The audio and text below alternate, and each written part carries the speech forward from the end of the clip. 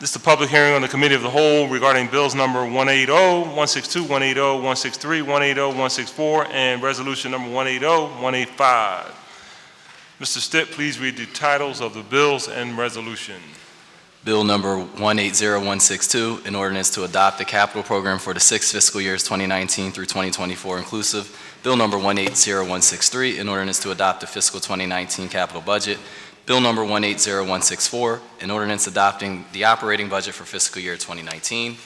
Resolution number 180185, resolution providing for the approval by the Council of the City of Philadelphia of a revised 5-year financial plan for the City of Philadelphia covering fiscal years 2019 through 2023 and incorporating proposed changes with respect to fiscal year 2018, which is to be submitted by the Mayor to the Pennsylvania Intergovernmental Cooperation Authority, the authority pursuant to the Intergovernmental Cooperation Agreement, authorized by an ordinance of this Council, approved by the Mayor on January 3, 1992, Bill number 1563-A, by and between the City and the authority. Thank you, Mr. Stitt. Today we continue the public hearing of the Committee of the Whole to consider the bills read by the clerk that constitute proposed operating and capital spending measures for fiscal 2019, a capital program, and a forward-looking capital plan for fiscal 2019 through fiscal year 2024. Today we'll hear testimony from the following departments. We have OPA, Commerce and OEO, and Parks and Recreation. Mr. Stitt, the first person to testify is Michael Piper. Thank you, sir. Mr. Piper.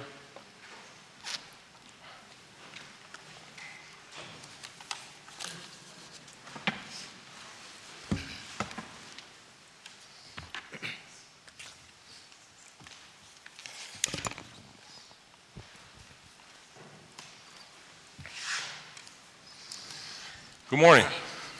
Good morning, Council President Clark. Members of the City Council, I'm Michael Piper, Chief Assessment Officer for the City of Philadelphia, and joining me today are James Arrows Jr., Deputy Chief Assessment Officer, and Delisha Wiles, our Administrative Services Director. I'm pleased to provide testimony on the Office of Property Assessment's Fiscal Year 2019 operating budget. The Office of Property Assessment is responsible for determining the value of all real property in Philadelphia and is dedicated to doing so in a fair, accurate, and understandable way. OPA's primary goal is through ongoing assessments to improve accuracy and uniformity of all property values and to instill confidence in Philadelphia taxpayers regarding the fairness of the property tax system, as well as the competency and professionalism of Philadelphia's assessment office. For tax year 2019, OPA recently completed a reassessment of the entire city that included all 580,000 parcels with the goal of continuing to improve through annual reassessments the level of accuracy and uniformity of Philadelphia's real property assessments. This involved a detailed analysis of improved residential parcels, vacant land, commercial and industrial parcels, and institutional and government-owned properties. Since almost all parcels will see some change in either the value, land to building allocation, or taxable status, many of these properties owners will likely file appeals. OPA expects to spend much of fiscal year 2019 providing property-specific reports in defense of the proposed revisions at market value appeal hearings. However, due to the extensive research and analysis conducted by OPA's evaluation staff and statistical modeling experts in producing the proposed 2019 assessments, and thanks to the additional outside resources provided to OPA at Council's recommendation, we are confident that the final product will represent a substantial improvement to the accuracy and uniformity of the city's assessment rolls. OPA will also continue to pursue the goal of better and more reliable assessments for all classifications of property throughout the City of Philadelphia through ongoing and regular reassessment efforts. During fiscal year 2019, our reassessment project will include a comprehensive review of the entire universe of residential, commercial, and industrial real estate in the city with the immediate goal of improving the reliability of real property assessments and accurately tracking assessments to the local real estate market. Much of this effort will include a refining of assessments through improved data capturing and property database maintenance. This reassessment, effective for tax year 2020, is necessary in order to enhance the relationship between market value and assessments and prevent a reoccurrence of the lag in up-to-date assessments that contributed to the lack of confidence in assessments during the years prior to the actual value initiative. Finally, after the completion of a thorough needs assessment and extensive market research, and in conjunction with the Office of Innovation and Technology, as well as the Office of Property Data, OPA is well into the initial phases of implementation of the City of Philadelphia's first state-of-the-art computer-assisted mass appraisal, or CAMA system. The software system, known as IAS World and created by Tyler Technologies, a leading system software manufacturer, will, along with extensive process modifications, lead to increased efficiency for the entire property assessment system. While hard work still lies ahead, we are confident that implementation of this system will prove to be more than a worthwhile investment for the City of Philadelphia. The department anticipates being able to use certain aspects of the software during FY 2020 for the assessment for tax year 2021. We are here to answer any questions, and we thank you for the opportunity to provide testimony today. Yes. Thank you.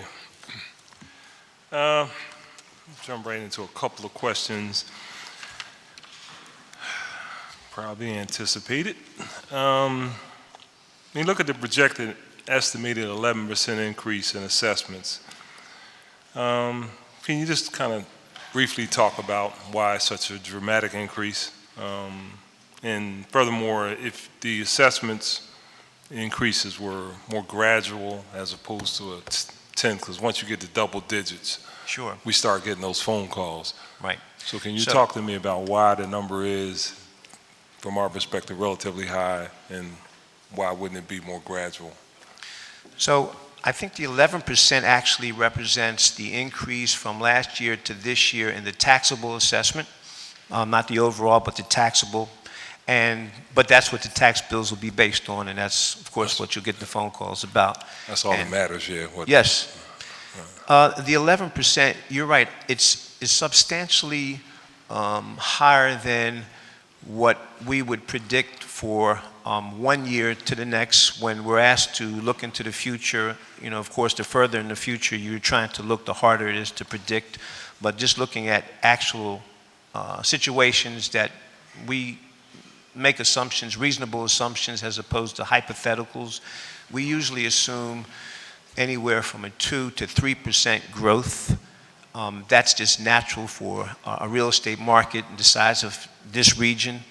And what we've done over the past few years was address some of the, I'll say, shortcomings and where we were at the end of the first year of AVI. Some of the things that we saw needed addressing in the residential inventory, in the commercial and industrial inventory. We looked at, for instance, the year before last, the land to building allocation, and most of the adjustments we made were based on a reallocation of the land, part of the assessment. The year prior to that, we looked at parts of the city in which our measurements of uniformity were out of whack or unacceptable, and we addressed that. What we did this past year was address everything, but we saw some lag in the commercial and industrial, and so a lot of what we did resulted in revisions to some of the commercial properties. What you're seeing now is an overall assessment that is nowhere near as dramatic as the changes that we saw in the first year of AVI, but somewhat more dramatic than we like to see, because we understand it's the substantial increase from 1 year to another that causes folks to be somewhat anxious about their bill. A 2 or 3% increase, true, that would be a lot less, people would be a lot less upset about that. And what we're striving to do in the future, and this is why we continue to say we want to do some reassessment every year, because the more often we do everything, the more likely we're going to see less dramatic increases. So what we've done over the past few years is continue to improve things, but in some sense, it's a continuation of what we did the first year of AVI, was kind of catch up for all the years that we hadn't done anything at all. And then we did one big catch-up, and then subsequently we did smaller catch-ups. Okay, so that was a long answer. I'm sorry. not sure much of it really responded to my question, with the exception of you essentially saying, at least my interpretation of what Right. you just said, is that we had inaccurate assessments in the prior 3 years, 4 years, and now we have the appropriate assessments. What we had Based on what you're telling me, you're saying that there were inconsistencies, and now it's 11, we're catching up, and it should have been 11 or period with much higher incremental increases over the years. I'm not really sure what that response was. Yeah. My question is, why is it an increase 11% over last year? If we've been doing assessments more frequently over the last several years since AVI? Why is it now, where do you get this 11% from? We've been doing them. So it's either you made a mistake in the earlier years or what? We didn't make a mistake, but we didn't complete everything we were doing from one year to another. So okay? did you not assess the entire city? We did. We looked at the Well, entire what do you city. mean? I don't understand. I mean, if you're telling me that you took sections of the city and you did an assessments for those sections, then I can understand. You said, well, we didn't really get to that portion of the city in prior years, but now we're catching up. But if you did an assessment last year, the entire city, and now you got an 11% bump up, either you made a mistake last year, or you just, for some reason, think that over a year's period of time, the values have gone up that dramatically. I mean, I'm trying to understand. I'm trying to be helpful to myself and you to understand why we... I understand. What we've done every year is try to improve the assessments. We have not ever said that every year we've done it, this is the perfect, and then we leave it alone. What we said is we did it the first year, and it was 1,000% better, and then each year we got more accurate and tried to be more uniform Well, that's what I'm across the saying, city. that you had inaccurate assessments in the prior years. I And you're didn't saying say, the same thing. I don't think I'm saying they were inaccurate. If I'm you're saying you're saying getting more accurate now than you were Yes. before, that means you weren't accurate the prior year. They I mean, were I don't- more accurate, yes. Huh? Excuse me? I'm trying to understand. I'm serious. I'm not trying to like... Right. I got some other stuff that I want to get with you I about, do but- understand what you're asking. You're saying more accurate, meaning last year was inaccurate. And If you said that you're getting more accurate this year, it implies that you weren't as accurate the prior year. That's just the language. well, two things. Number All right. one, we've gotten better since last year, but number two, things have changed since last year in Like the what? market. That was my original question. Yes. What has changed that caused you to go 11%? The changes that are reflected in the assessments are the changes that the market reveals to us in sale prices. In a year? Yes. Okay, so if that's your answer, that the market has increased in a period of a year that dramatically. I mean, that's an answer. That's as opposed to what you were telling me earlier. It's my answer is it's a combination of things. All right. It's the old saying, beating a dead horse. I'm not going to do that right now. All right. So let me ask you about, on your testimony, your additional request for funding for staffing purposes. And you currently have around 28 unfilled full-time positions. Why are there, based on the documents we've read, 28 unfilled positions? And why will we grant you or appropriate additional money for new positions? The unfilled positions are, for the most part, evaluators or assessors that we're still looking to hire. Okay. We've gotten better at staffing up over the past few years. We've gotten closer and closer to our goals. I'm not So sure if that answers the question. Why are you asking me for more money if you haven't filled the position that Well, you got funded last year Yes. for those 28 So why are you asking us for additional funding if you haven't filled the 28? I'm just gonna ask my administrative service director to fill in some of the blanks because I don't think I'm answering this question. Sure. Good morning. Morning. A portion of the funding is for additional positions that was not included. So there is a vacancy rate that we have as well. A little closer. I'm sorry. Okay, sorry. Is that better? Better. Okay. So there is a vacancy rate. So there's not enough funding for us to actually pay for all of our positions if we were to fill them all. We're looking to fill those additional 28 positions. We have requested testing. So we're looking to fill those positions. And in order to actually pay for them all, we would need to get additional funding for that. In addition, we added, there is a vacancy for a deputy administrator that we need to fill, and we just recently hired a program manager. And so those are the additional funding. That's additional funding. That's still not answering my question. You I'm have sorry. 28 unfilled positions. Correct. But you got appropriations for this fiscal. You haven't filled those positions, but yet you're asking for an additional, was it 407? So the sorry.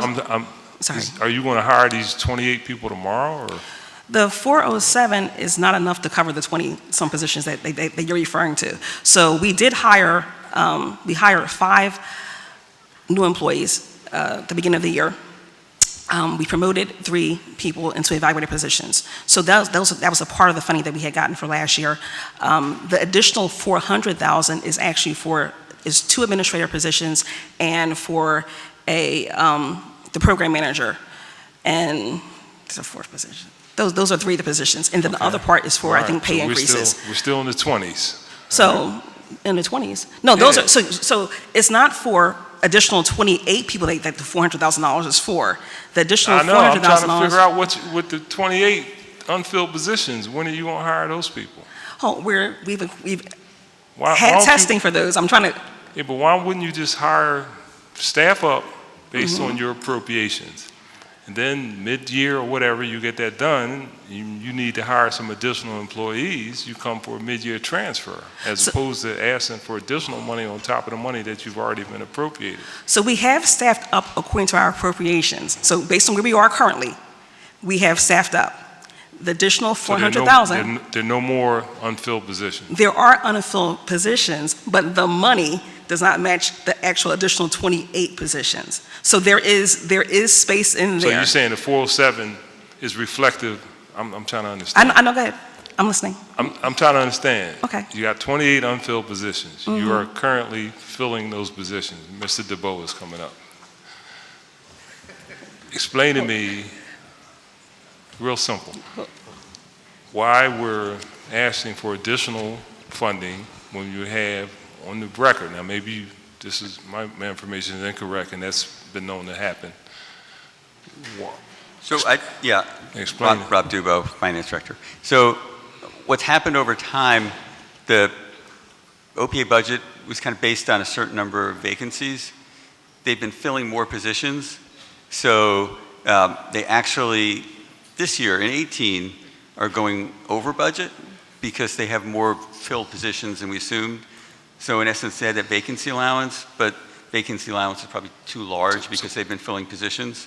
So for 19, we actually think if we just base the budget on the original 18 budget, they'd have that same kind of gap. So we're trying to close what's become a structural gap in their Class 100. And you still have not explained to me. Okay, I'll ask you this question. Right. So how many unfilled positions? So I think the anticipation is that they will fill those positions. No, how many do you currently have? There are 28 positions. Okay. So going back to what you just said, right. So those there are 28 positions that are unfilled that we have appropriated funding for. Real simple. I'm a little slow today. If you have funding for the 28 and you're asking for additional funding, right. Why? So we build in. Why don't you just hire who you need to hire with the money that you've already been appropriated if you just have a carryover budget? So the issue is, in each budget we build in a vacancy allowance, so we don't assume that positions are filled for the full year. As positions are filled for a larger part of the year, we actually need more dollars. For what? We need more dollars because positions, we don't have funding, even though it says 28 vacancies, the funding that's in their budget doesn't fund even the positions that are filled now. So we can't- budget on dollars So rather is that than... in a different class, the positions? I mean, isn't it all one class? It's For one personnel. class. Personnel is a particular class. It is. So why, I don't understand. So there's kind of a misalignment between what we're showing as our number of positions and the dollars we have in to fund those positions. And what we're trying to do is actually kind of make it consistent with what they actually have on staff. If we don't give them more money, they'll be coming back for a transfer ordinance, which is what happened this year. We do that every year. Because we'd rather have the budget be a more accurate reflection at the beginning of what we think they're going to spend during the year, rather than knowing that we're going to have to come back because we've budgeted too little. That's you know, all the respect, that's not making any sense to me. Maybe it's me, this is not making any sense. Yeah, and I mean, you do mid-year transfers every year when the need right, arises. but we try not to set up the budget knowing that we're going to have to do that. We do it every year though, Rob, ever since I've been here. I know, but So, it's I mean, usually that's- for things that are unanticipated. We don't set up a budget intentionally to have too little funding, so And we you know know we're going to what, have in to the come back. 28, I'm assuming that, you know, that wouldn't be as much of an issue. It may be, if that's all you were asking for, the carryover budget to reflect this fiscal's for next fiscal. But when you're asking for additional money and you have that money in unfilled positions, which has caught the attention of my trusty and capable crew here, that's why I'm asking this line of questions. Yeah, and it really is because there's not sufficient funding. That's why we had to transfer To ordinance hire, this year. there's not additional funding, enough funding to hire people that you have not even hired, and you don't even know when you're going to hire. That's basically what Well, you you're have classes, I think you guys can talk about the timing of the hiring, right? Sure. Do So we have requested the exam. The exam should be out April the 9th, is when it's going to be announced. And then the testing will be in, I think they said in June, based on how many people we get for the EV1. They're doing periodic testing for in-house people as well. And that exam is coming up shortly. I'm not sure the exact date. I think it's April the 5th. So we're looking to hire, we won't reach the total of 28, but we will be closer to it. Okay. Chair recognizes Councilman Heenan for a point of order. Sure. Yeah, thank you, Mr. Chairman. Just a point of order and a point of information. So, just as I'm trying to get the clarity to some of the questions that Council President is bringing up. So there's 28 vacancies that we're carrying over that we're still trying to fill, right? Yes. Okay, I get that. $407,000 for, in addition to that, the carryover for additional employees that you're planning for. How many employees is that? The additional carryover is for pay increases for some and an additional 3 positions. So it's pay increases for some and then an additional 3 positions. So the $407,000 is for pay increases and 3 positions? Yes. And for full funding of your existing positions, because Well, there's not enough funding in the budget for... But we have the carryover for 28. I mean, I'm just really trying to get clarity now, I mean, myself. So if there's 28 carryover vacancies, right? And it's carrying over in the budget, and above that is the $407,000 additional cost for Class 100. So we already have the funding for the 28.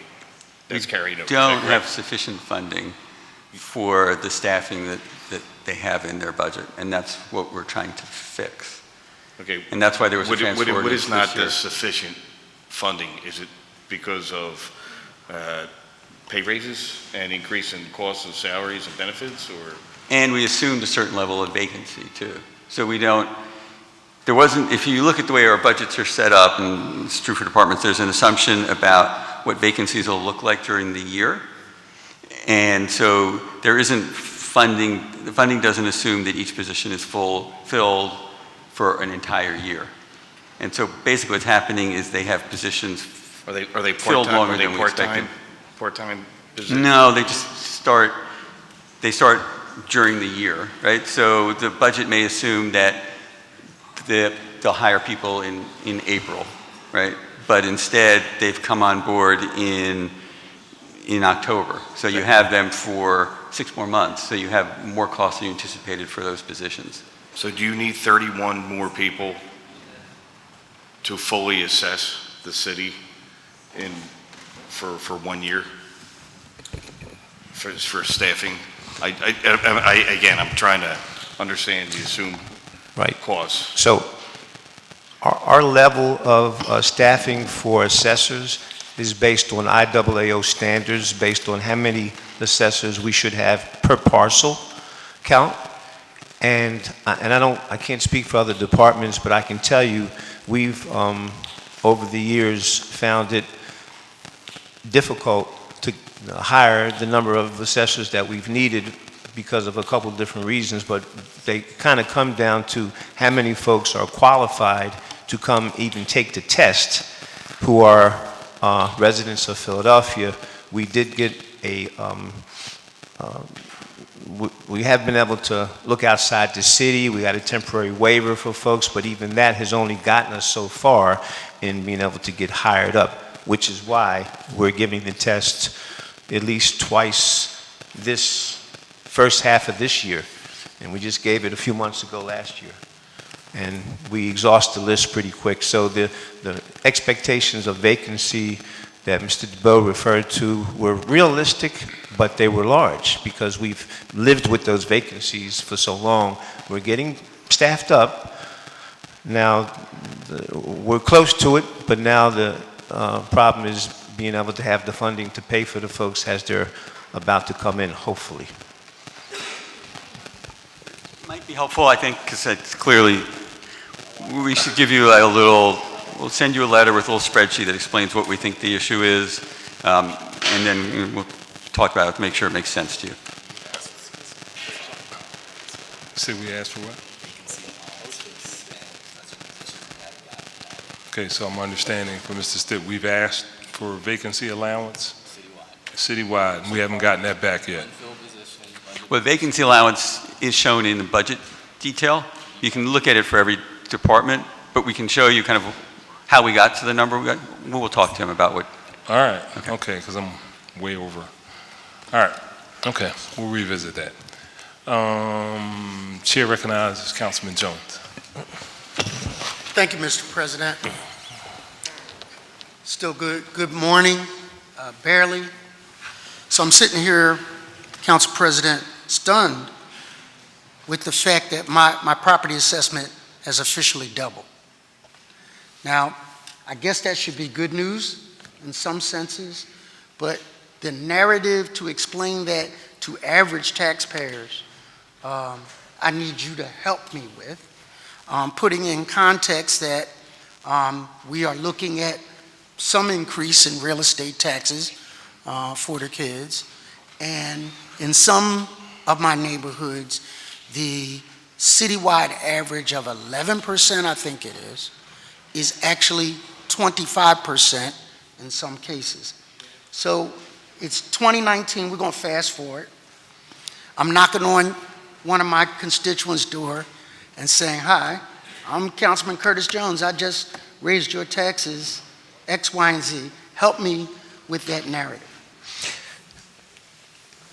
The increase in the assessments, which is the part that we're responsible for, is based on the research that we've done, and that research is leading us from information we get from the market. So in other words, we're not looking at a particular percentage increase or even an average. I know the 11%, like I said, was just an average of the, that was what the taxable assessments changed from last year. But if you, and we have a report that I think we shared with council, but we still need to share with your office, Councilman Jones, that indicates what percentage of the assessments decreased, and that was a pretty big percentage. What percentage didn't change at all? That was a very small percentage, to be honest with you, about 19,000. And then the percentage increases over the rest of the inventory in the city. So some increases were less than 10%, some increases were 10 to 20%, and then some increases were over 20%. And the 11% is a little misleading because that just looks at the citywide. But our information is, I will say, property and area specific, but it's all based on information that we derive from the market. So I'm gonna move away from my sticker shock of doubling my taxes, and I'm definitely not saying that when I knock on my constituent's door. That was a little highbrow for me. I won't say anybody else. So tell me, there is issues of automation. The council president talked about issues of staff and hiring, and that if those things are not in place, how can we go forward with any proposed tax increase when the evaluations aren't automated? We don't have everybody putting in the proper information. One of the issues that was raised by one of my colleagues was the disparity, and you explained it. I'm a prefix that you did give me a good explanation of that, that on the same block, there are very different tax assessments, and how that variance, we were supposed to change that with AVI, that there was going to be a uniformed, explainable, predictable playing field and assessment field. So help me, because I'm still knocking on that door, talking about how we explain those large differences in assessment. One of the things that we initiated for the first time in 2013 for tax year 2014 was the idea that taxpayers could bring, for instance, that type of example to us and say, this doesn't make sense. I have the same type of property as the family across the street. Why is there such a disparity in the value? And leaving ourselves open to the idea that maybe we were just wrong because we have wrong data, we initiated the first level review, or the FLR. That's the opportunity for taxpayers to come and show us what they believe are similar properties being assessed in disparate ways, okay? But in order to answer a specific taxpayer that has that question, we would need to see that specific instance, because in some instances, what a taxpayer may see is exactly like their neighbor. We may look at and say, well, we see the similarities, but there are enough differences that we're assessing them slightly different. So you explained to me offline how the difference can be, you live on the corner property, you live in the middle, you're closer to the park, you're closer to a different amenity, you might be too close to certain things, and it can vary that way. So that narrative kind of makes sense to me.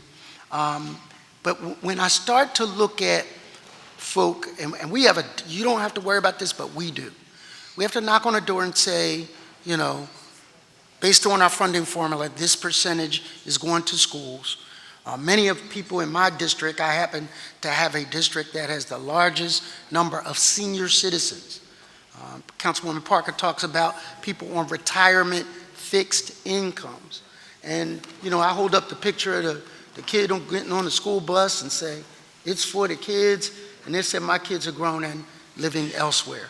So I need more data, for example, to show overlapping maps of where these assessments have gone up and why, to go along with what does that mean positively for a person whose house, like mine, has doubled? Does that mean, and we need to say this more, that means you have more equity in your home? So in a way, it is good news. Sure. I'm concerned because President Trump is talking about taking away that deduction. Are you familiar with that? Sure. So what is that going to mean to the bottom line of these people Council President, when we used to could say, you get the write-off, it's okay. It's a deferred payment, you're going to pay it now, you're going to write it off later. What in the world do we say when we can't say that? Sure. I mean, like you said, Councilman Jones, it's a positive thing in some aspects, but let's be honest, for most taxpayers, if they're looking to just live in their home and then have to pay the taxes and there's an increase, it's not a good thing, okay?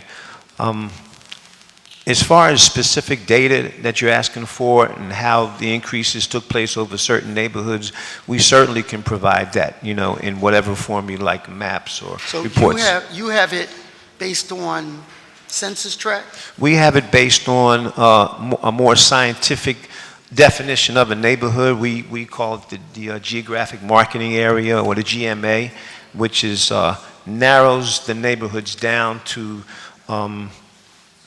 areas within boundaries that the market has defined, okay, based on the similarity in property and several other factors. We have those.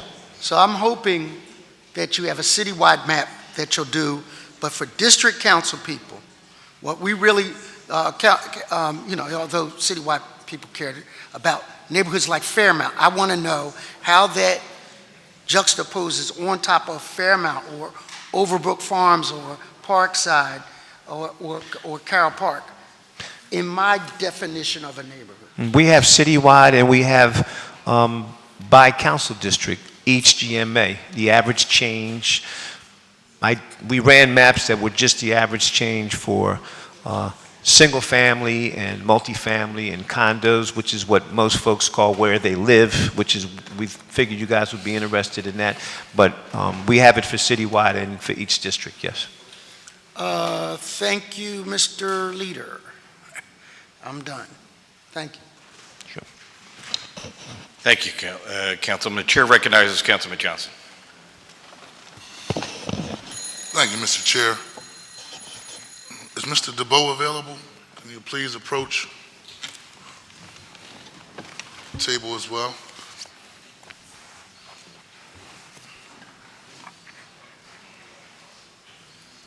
Thank you, Rob. I just want to go through some line of questioning regarding, obviously, the new property assessments. I'm going to have a significant impact in the second councilmatic district, roughly 27%. We're still waiting for a breakdown by zip code or neighborhood. If you can provide that information to me. It's similar to how we had ABI.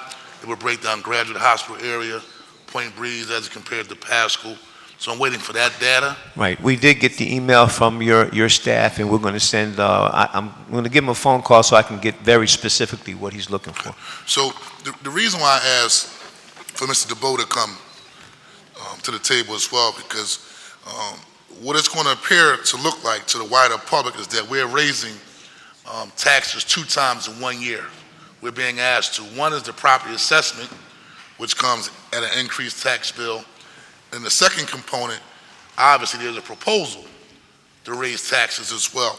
And so have you taken in consideration raising beyond the 45K for the homestead exemption? Because if you're going to increase, we've already increased assessments. And I know in some parts of my district,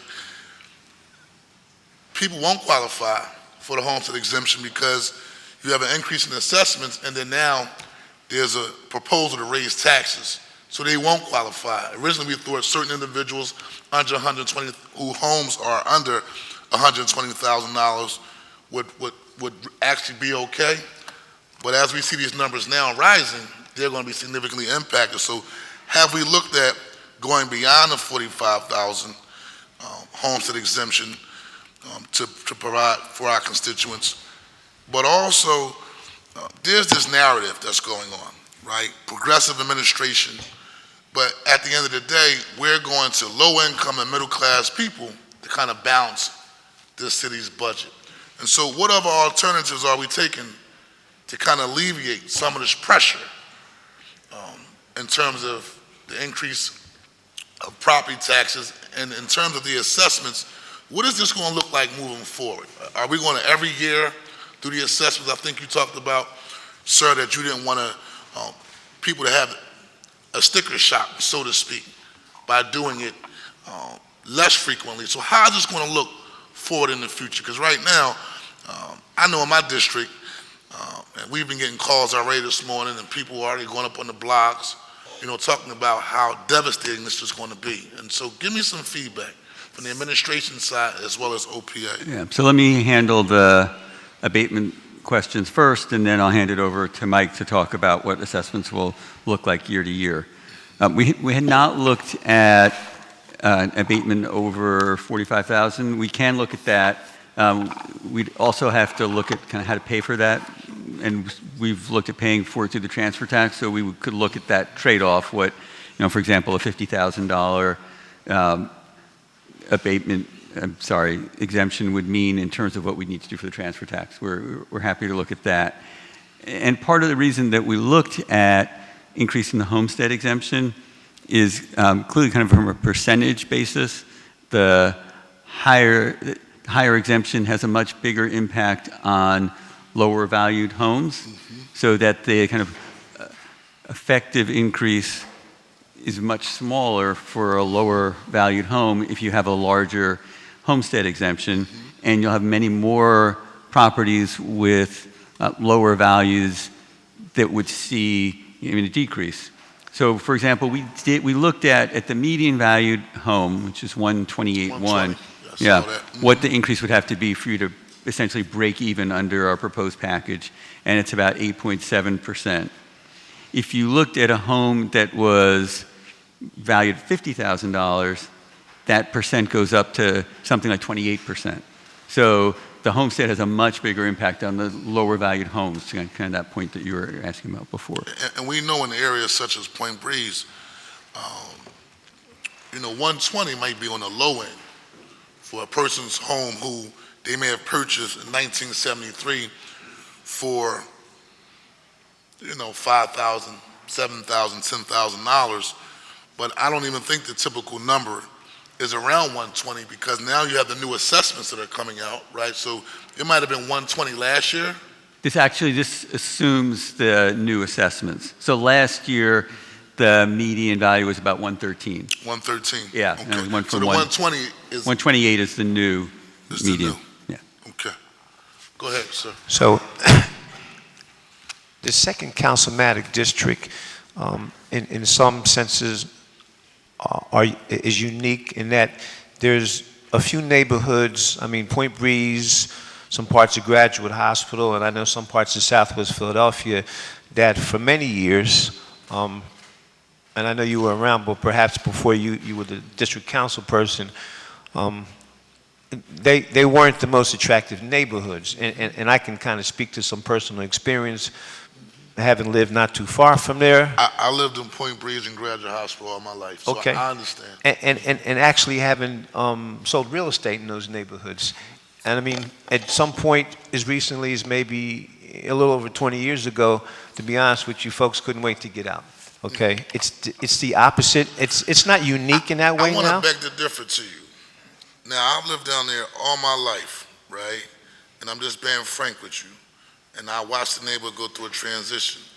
I've never heard, I'm just being honest with you, I've never heard a resident come to me and say, I'm dying to get out of here. Well, Now, we might have had some blight in Point Breeze and Grays Ferry, but I think the result of the development that's coming in, yes, people's feeling has been quite the opposite. Right. I can't pay my taxes, therefore, I'm moving out. well, let me kind of Just being correct. honest with you. Right, let me correct and fill out what I was saying. What folks would say to me as the person who they were asking to sell their house for them, the listing Yes. agent, is we want to move, but they weren't necessarily moving out of the second district. They were moving from one part to another Okay. because the area itself was taken off.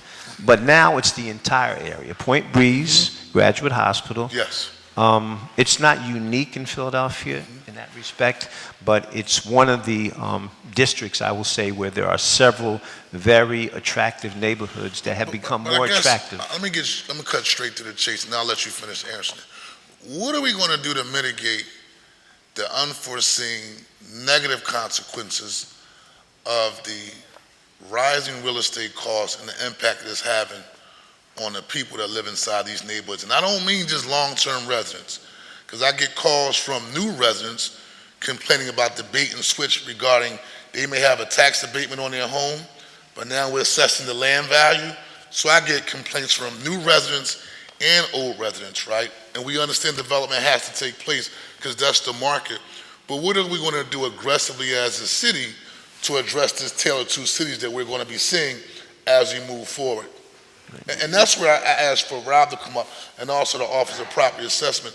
Because when I go out into my communities, obviously we're on the front line, right? We have a tax proposal that's on the table, and most people believe that the assessments are a way to just juice up our revenue coffers so we can do different things for the city. And I'm just being frank with you. That's what we have to deal with going out into the community. So what are we going to do to mitigate these unforeseen negative consequences on people? Right, and that's kind of the reason behind our relief programs. The abatement is one of them, but there are also things like the new UPA, the new property tax delinquency payment, senior tax freeze, loop that obviously you know about. So that's kind of why we have the array of programs to try to provide relief. So I'm going to ask for this as I wrap up my question. I'm going to ask for the administration,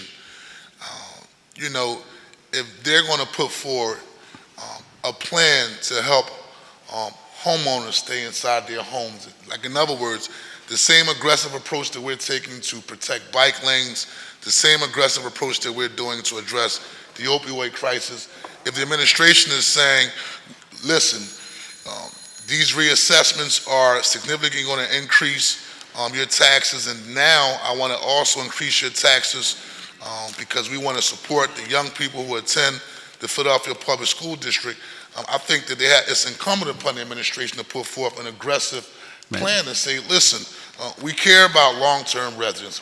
We care about the new people who are moving into their homes who are also suffering from these two tax increases that we're going to see back to back. And it's going to be devastating across the board. And so I take this part very seriously. Mm-hmm. And since I've come into council in 2011, first it was AVI, and we dealt with that moving forward. But also we have to deal with the landlord component, because we also know that a lot of landlords are going to take these increases out on renters. And what are we going to do with that population of people? And so I just wanted to put that out there. Yeah, and we will. And in addition to the relief programs talking about, we have money in the budget for additional housing counseling to make sure people have access to that. So we'll get you a whole plan you're talking about, because it is something we take very seriously. Okay. Thank you, Mr. DeBell. Thank you, sir. Thank you, Councilman. Chair recognizes Councilman O. Thank you very much, Chairman. Good morning, good afternoon, and Good afternoon. I had the opportunity to meet with you yesterday and go over a lot of things, so it's not so much questioning as I just want to point out again, but publicly, my concerns about this process. And I welcome your input because you kind of know what my concerns are. So I understand there are sections of the city where the taxes are not going up, sections of the city where the taxes are going down. That's not my concern. My concern is that there are sections of the city where we expect the taxes to go up. They're building $1.2 million condominiums. They're building new homes for $800,000. They're highly desirable center city locations. Those type of things, understood. The question is, when properties that we do not expect to receive these high increases are receiving high increases, and continually so over the last 5 years. And so I'd like to focus a little bit on the Baltimore Avenue area around 48th, 49th. You and I are both very familiar with it. Sure. And my concern is this, that a home that has been on the market at like $80,000 for 20 years, that has had no improvements, is now being assessed at $450,000, $500,000 because of sale price. But what what I don't see in that is a person who's lived there, who may be retired or have a working class job. They live there, they pay their taxes, they take care of the home. Somebody else who comes in who received the benefits that University of Penn offers for living in that geographic area. Penn Alexander School, they don't pay tuition if their kids go to University of Penn. They have different loan programs and other things. Is an incentive, along with the 10-year tax abatement, for them to go and pay a much higher price for the location, put in a large investment to improve that house better than anybody else's house, and that total cost raises, in some way possibly, raises, if enough people continue to do this, the assessment on everybody else's house. And some of the people who are purchasing the homes can also be a member at an exclusive, or at least a pretty, I'd say, expensive private club in the area. This is not an amenity available to the current residents. And so assessing the home based on the sale price of new people coming in who have benefits that are not available to everyone in the neighborhood, to me, is not an accurate way of assessing the actual value of the residents. And I can also look at development close to really desirable locations, and the fact that the investment will then affect neighboring blocks. We're hearing that there needs to be 28 or so more staff members, and I've heard that for a while, that you're not fully staffed. At the same time, I understand that the software for this, the Tyler software program, really is going to be in play for 2021. My question is, rather than raising the assessments and the taxes and then doing certain types of programs to address long-term residents, why not just put a moratorium on this process until the software system, which I think is quite sophisticated, can be employed into this assessment process? So I'll try to address some of your last questions first.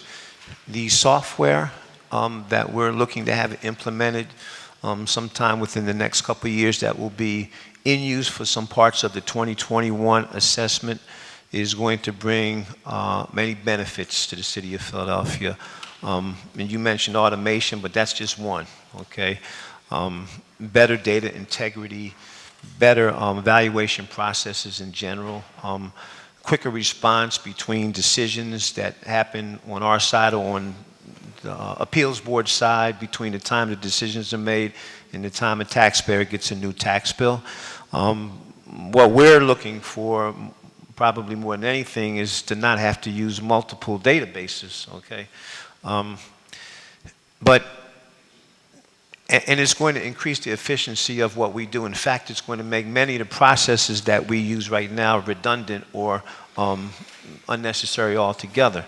But it doesn't mean, however, that we need and continue to do reassessments every year. And in fact, I'll just kind of go back to some of Council President Clark's first questions about the increase of 11% overall, speaking to the idea that the more frequently, which is what we've been saying, the more frequently we do these, if we do them annually, we don't expect the change. And I'll say change because we don't know how it's going to come out. The market could take a downturn. Typically, real estate markets go up over time, but the change will not be as drastic because we're keeping tabs on it. So the, the, the, the anxiety that's produced in taxpayers, I think we probably agree on that, and that is the drastic changes that take place, and particularly, and you mentioned some neighborhoods where there's more drastic changes than others. So just to kind of speak to that, and you mentioned some areas where they expect to see increases and some areas where they don't. I can only say that, I mean, we do understand that there's a difference between what we define as value, meaning something that is a good thing. The more it increases, I can sell my house for more because it's worth more. I can borrow more money on it because it's worth more, but that doesn't help me if I just want to live there and not have to pay higher taxes. We understand that. You know, the assessor, we're responsible for trying to make sure that the assessment is tied as close as possible to the market, and that's what we're tasked with doing right now. And I think we've been doing it better. We're not perfect, and with 580,000 parcels, we will never be exactly perfect. We'll have some properties that will get wrong, and we'll correct them as we see. But overall, the assessments in general, I think, are getting better every year. Okay, I'm going to conclude, but my I guess my overall kind of opinion is at this point in time, and I appreciate your explaining and talking to me, and we go through that, but I understand that if someone's house can be sold for $300,000 more than what they bought it for, that they have a benefit, although they don't want to move. But when their taxes shoot up like that and they can't sell their house and nobody's going to buy their house, but their house property has been increased because of neighboring properties, as I said, some people have certain benefits that because of where they're employed that don't apply to the rest of the folks in the neighborhood. I don't see that as an accurate process. And, you know, I have spoken to some people in the administration. My second point is, what is the policy? What if, in fact, the properties are assessed at a higher rate, but the people cannot afford to pay that rate, and they have to do reverse mortgages, or they have to plan on leaving the community, and they can't find a home to purchase based on the fact that they've inherited the home that they live in?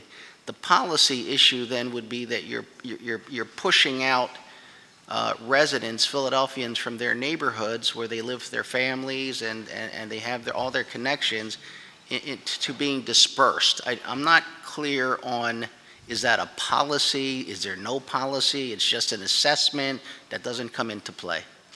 And I see Rob DeBoe came up, and yeah. I know my bell just rang, but I'll ask the chairman, would it be okay if Rob DeBoe answered that question?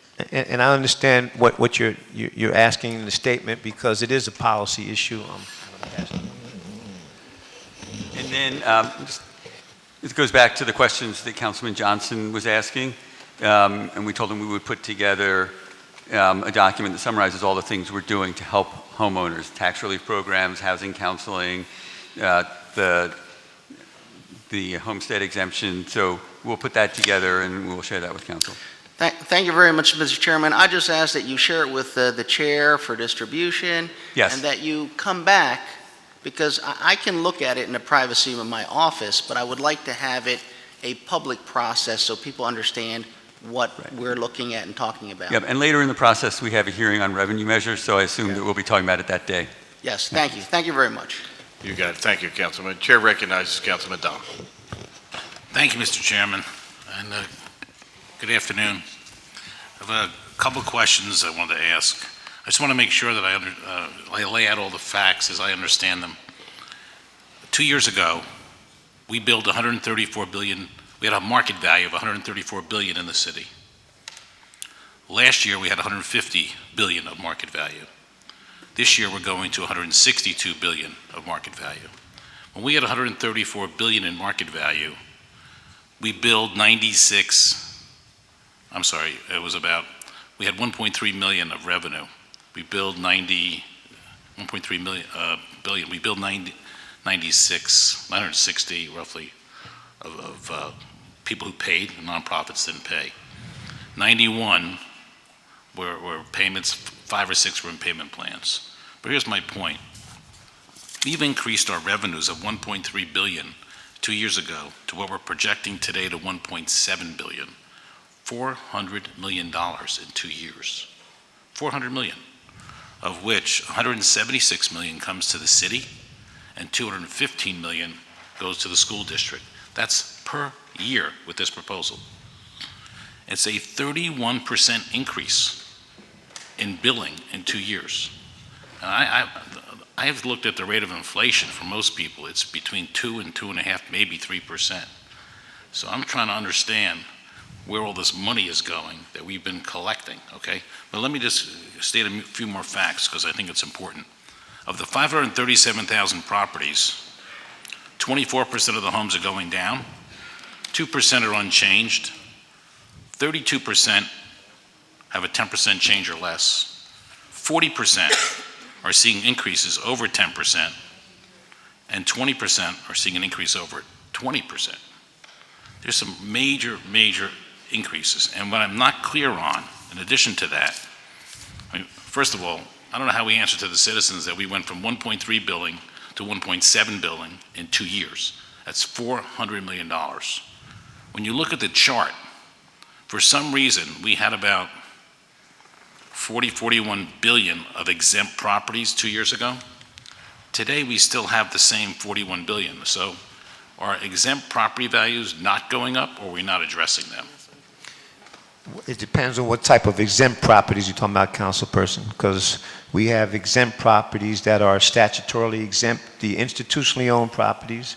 We also But include... they could be exempt from paying taxes, but they're not exempt from putting the right values on them, is my point. The values on exempt properties have not changed in 2 years. So I'm going to say, and would I have to look into specific properties to see why that, what to answer your, really answer your question, but when we looked through the same report that we gave you all last week, we did see some substantial decreases in, for instance, the value of exempt land, okay?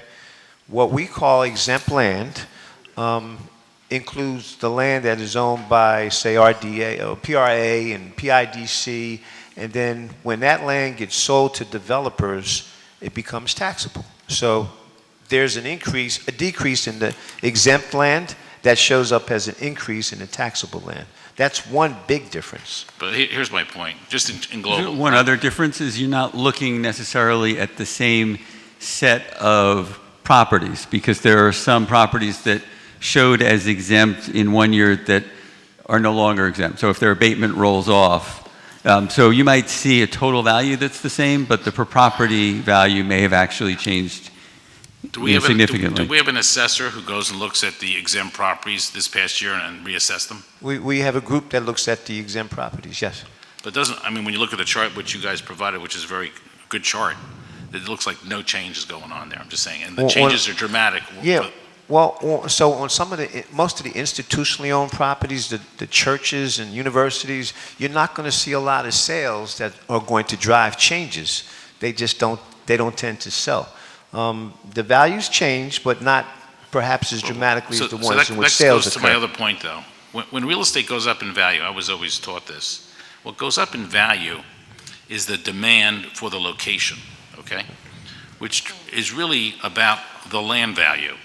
Because if I build a building in Councilman Johnson's district, or if I build one in Councilwoman Parker's district, the construction costs are going to be almost identical per foot. And so what goes up is the land value. And when I look at the chart of what we increased taxable land value across the board about 8.4, but the building values went up about 9.7. And I'm just saying from an assessing standpoint, I would have thought that the land values would have gone up dramatically more than the building values. I can give you one reason that you're going to see that every year, and that's because, so the land value did increase, but the building value was created by new buildings. There's no new land. You know, land is finite, but there's new buildings, and that increases the aggregate numbers that show the total building value. Let me get back to my major point. Yeah, This is for Rob, though. Yes. I mean, I'm a resident of the city of Philadelphia, and I'm looking at the city and saying, in the last 2 years, the real estate revenue has gone from 1.3 billion to 1.7 billion. Where's that $400 million? That's a lot of money every year. Yeah, I need to check your numbers, but I can tell you there are three main places where revenue is going. One is to the school district. Two is on the city side, it's going to pay the value of the homesteads. And three is setting up the Federal Reserve in anticipation of whatever might happen in Washington. Those are the three biggest areas that funding went to. But I guess my concern is people who are homeowners, the city side's $176 million a year, every year from that number. The school district's I don't think those are, I'll check because I'm not sure those are accurate. Okay. But- Well, I just took 162 million of market value and deducted the 41 of exempt and multiply that by our current rate of 0.1.4, not even the new rate. And that's where I got the numbers from. Yeah, no, it's a little more complicated than that, but It's pretty accurate, though, I think. we can show you. But again, that's where the money went, those three places. Right. So, having said that, though, can you give me an answer on how do you explain to people, and remember in this land value, you've had 10-year tax abatements that have gone up dramatically. Because a lot of people had 10-year tax abatements, the land values have, as Councilman Johnson pointed out, have skyrocketed, which may have skewed that number.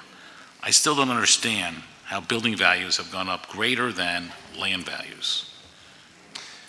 Again, Building values are typically tied to the rate of inflation. So you have to pay contractors more, you got to pay for materials more, so it's tied to the rate of inflation. I don't think we saw 9.7%. Maybe we did, but I didn't see that in the rate of inflation in the city. I'll just look at it at a very micro level. One piece of ground, vacant ground, may increase in value from one year to the next because of the desirability of the location. But if it's vacant and I have a shed on it that's worth $20,000, I'm going to develop it because that's not the highest and best use. I'm going to put a multi-story condo building. Times 20 or 30,000, you're going to see new buildings coming up. So that the aggregate numbers you're seeing reflect the increase in new construction, even if you take out just the market-derived increases. Let me go back to my other point.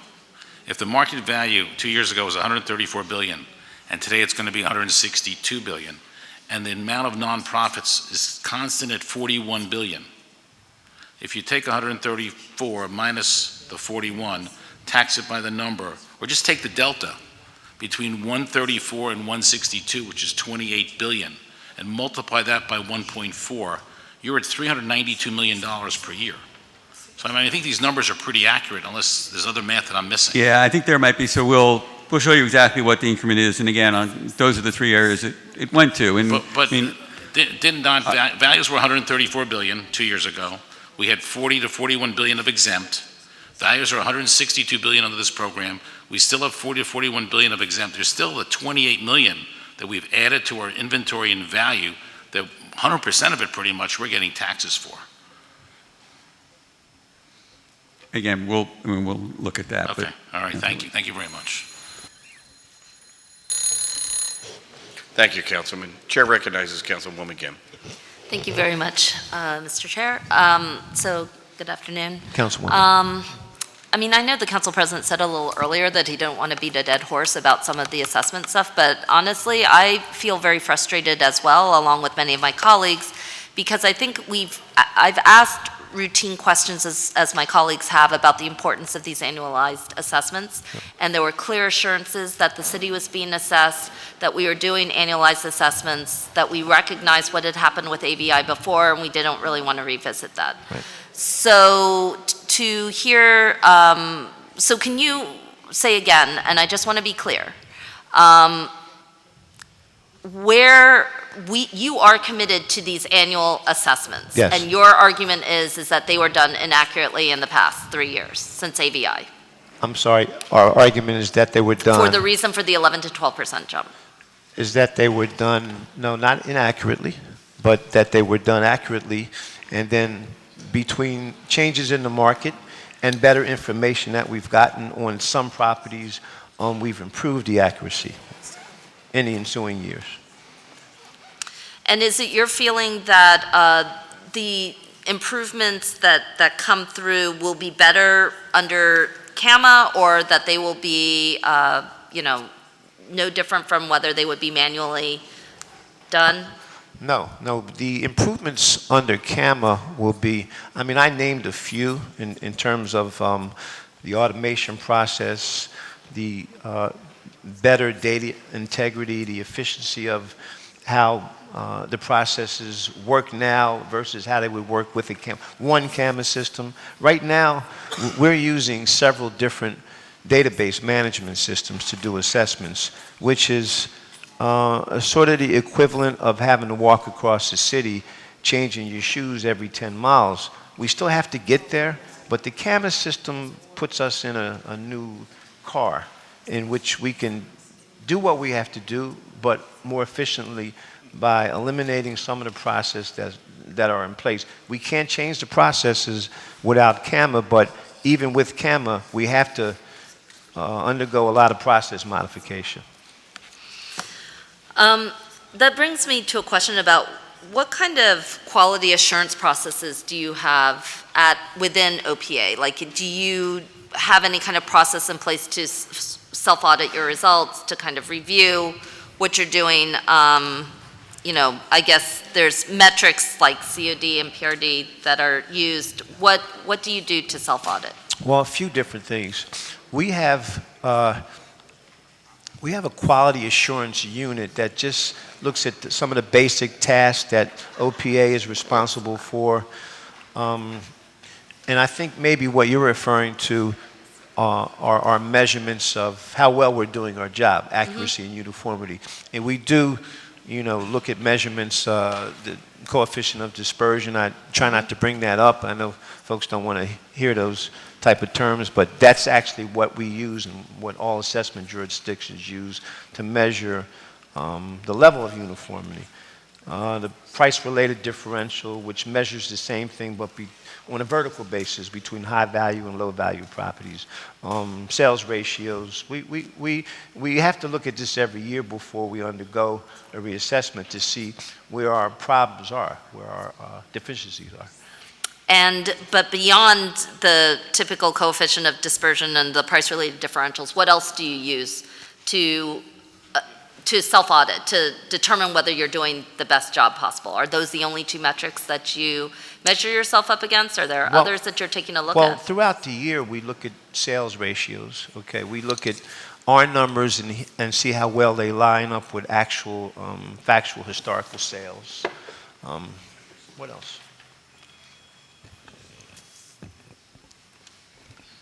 Good afternoon, James Ayers, Deputy Chief Assessment Officer. So as Mr. Piper was saying, throughout the year, we, as new sales come in, we validate those sales, and we look back historically over a several-year period and see where the sales are kind of falling. Do they reflect the values that we have? And if there's a difference, is that because it's a change in the market, or is there a data element that needs to get corrected on certain properties?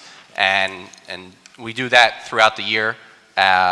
And basically, that's kind of when we do our values for certification, that gives us a head start of saying, okay, well, I have 5 years worth of historical sales in this neighborhood, and I can see that over a period of time, these properties have gone up 25% or 30%.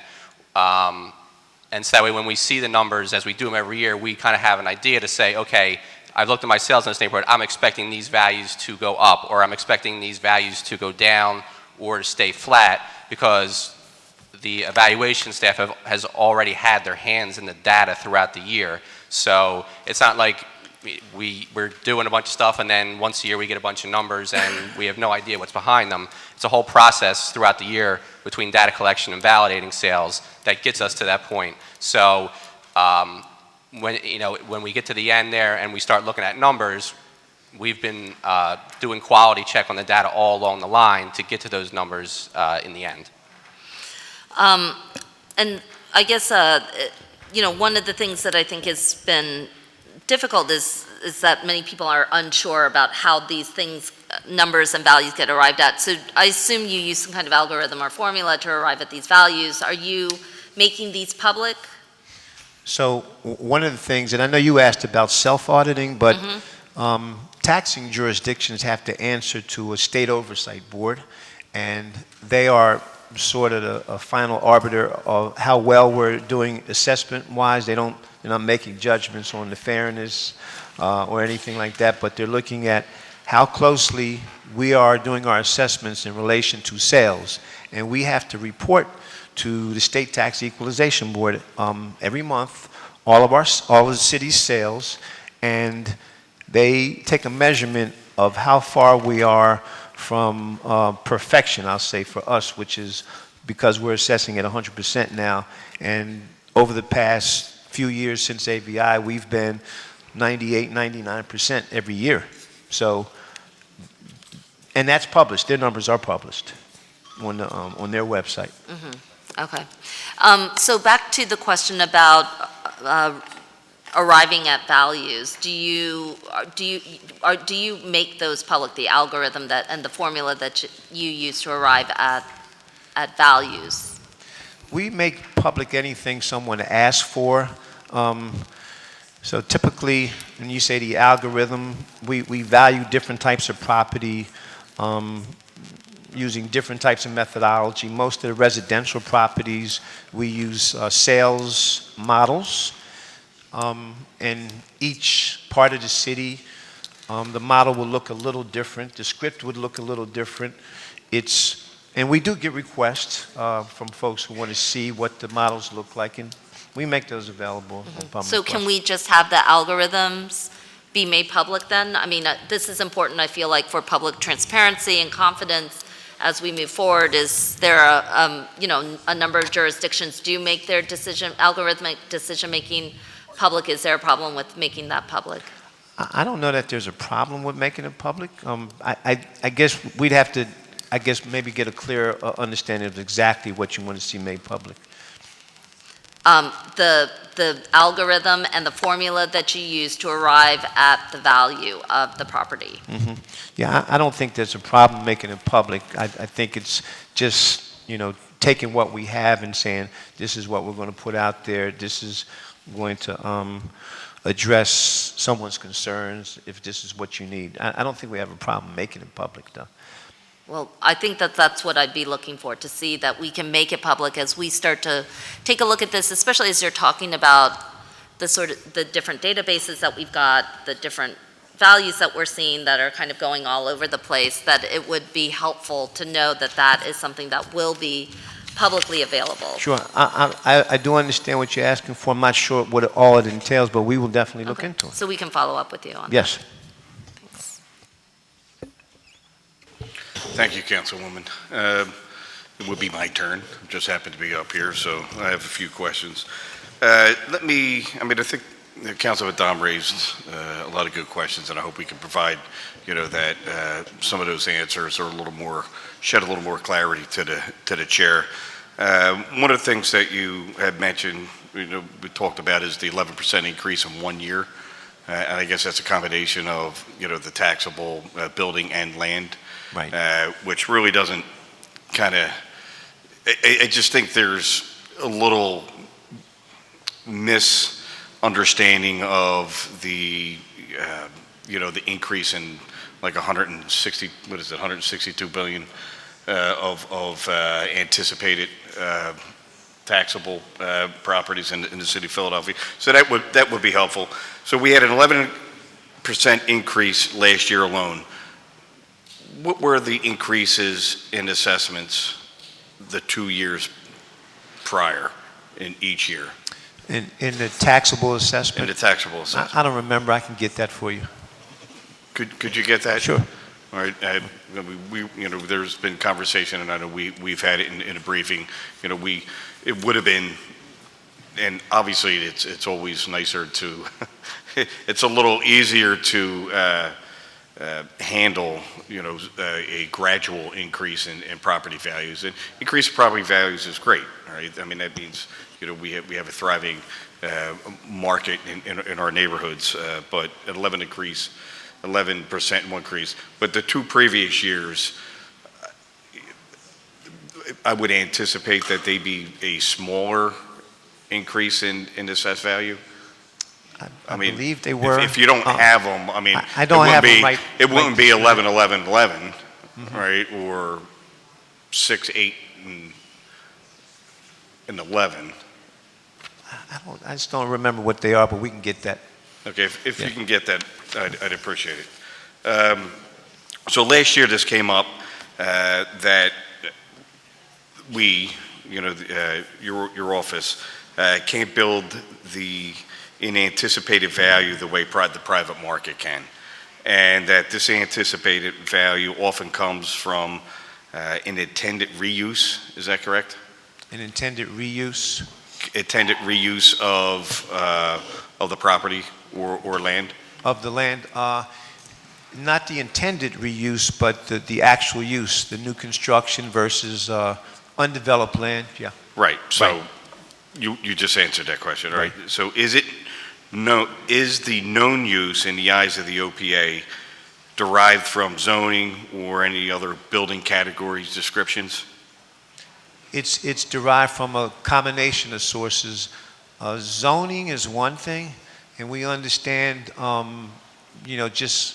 we're getting a better understanding, I should say, of how zoning works in Philadelphia. But it's just one source. We're also looking at permits, which give us a picture of what a developer intends on doing with a piece of ground, yeah. That's great, because that is what I was going to ask. Have you given any thought, has the office been given any thought in coordinating with planning or L&I in their remapping process to make sure that the information that you do have and that you can look at is a little more accurate? Yeah, permits, just like sales information is sort of our bread and butter. Permit information is what we use to make judgments going forward on new construction and substantial renovation. So that does affect the land values. And we do have an increase of permits Yes. for the year. Yeah, I think are we getting all the permits now?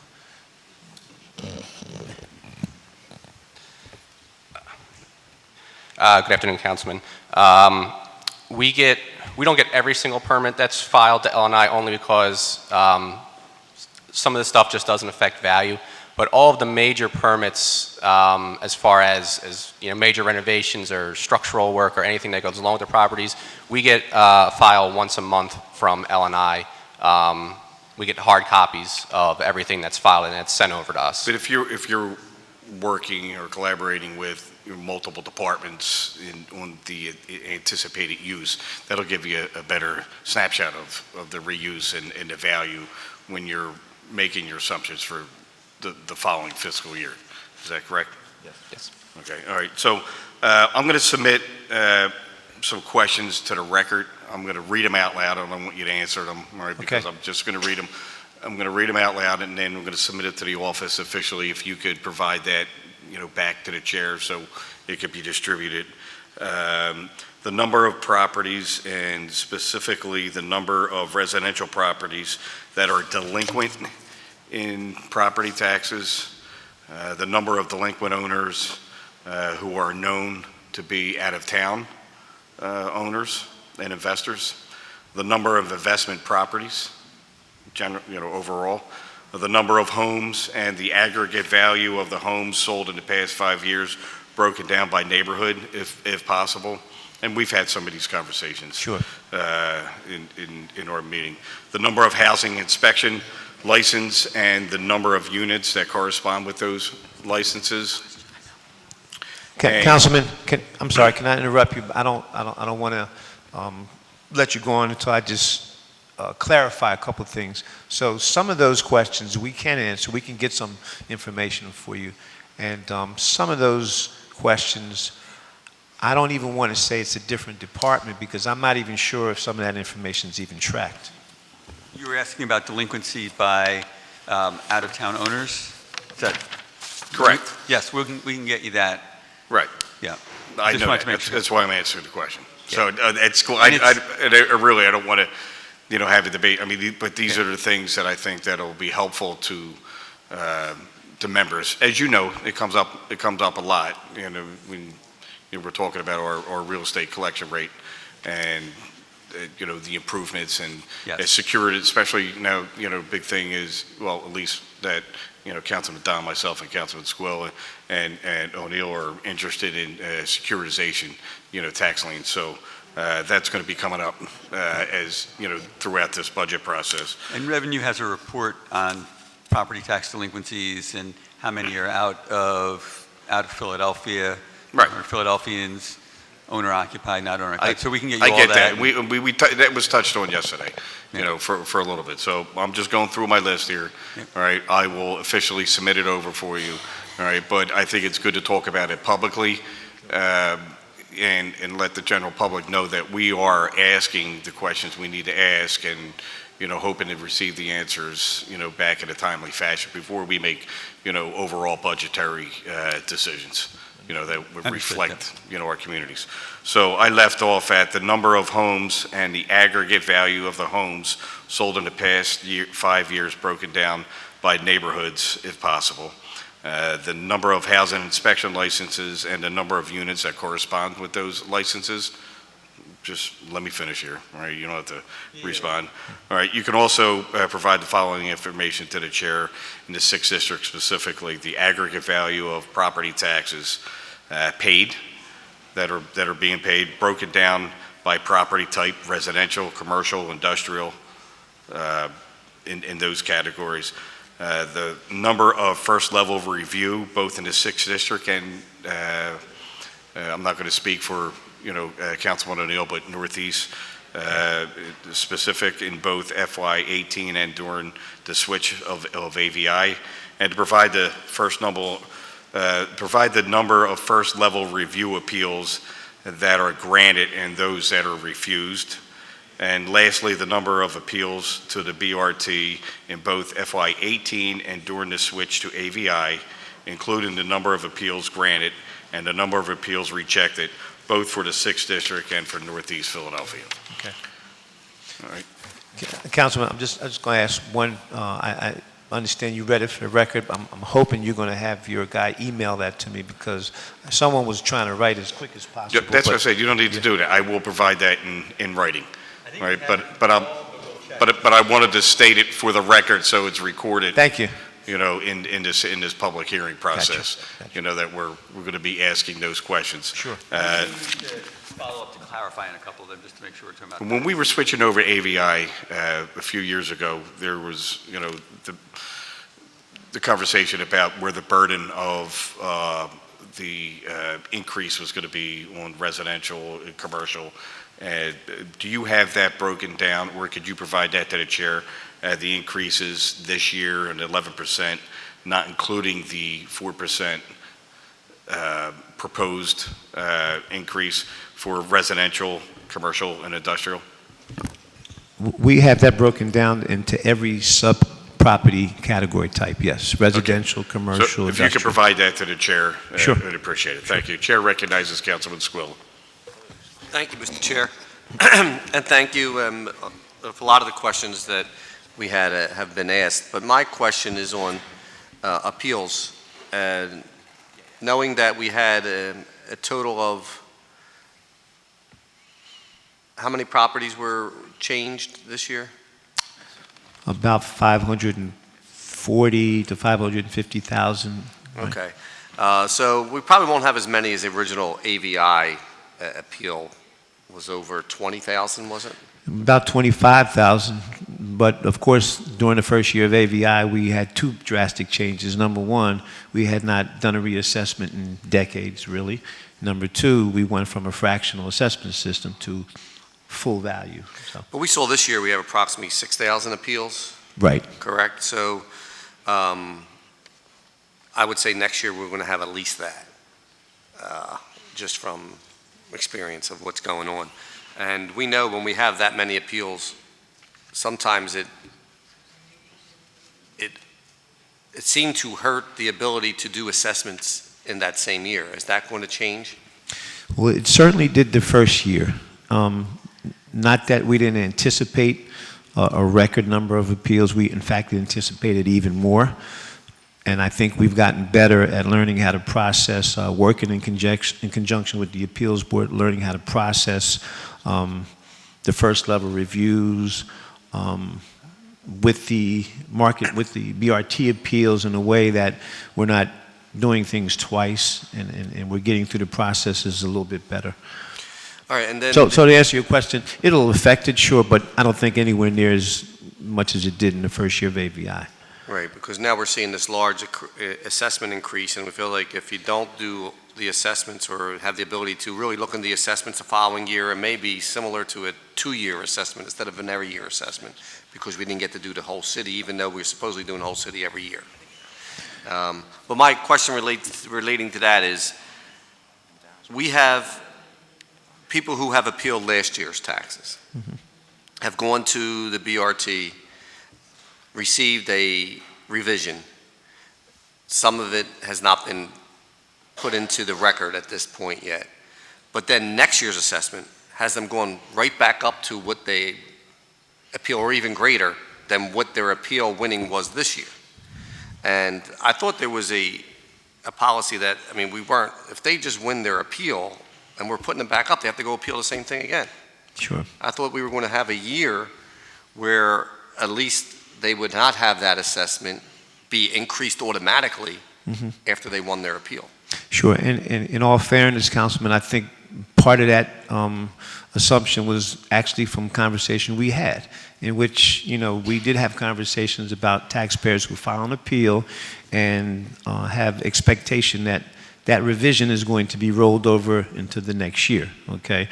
But the real answer is it's not quite that simple. It depends on, number one, the time of the year that the appeal is filed. It also depends on what decision the board has made. That's the general answer. But if you don't mind, I'm going to ask OPA's attorney, Drew Aldinger, to come up and explain it to you in terms of what it is that we are allowed and prohibited from doing by law.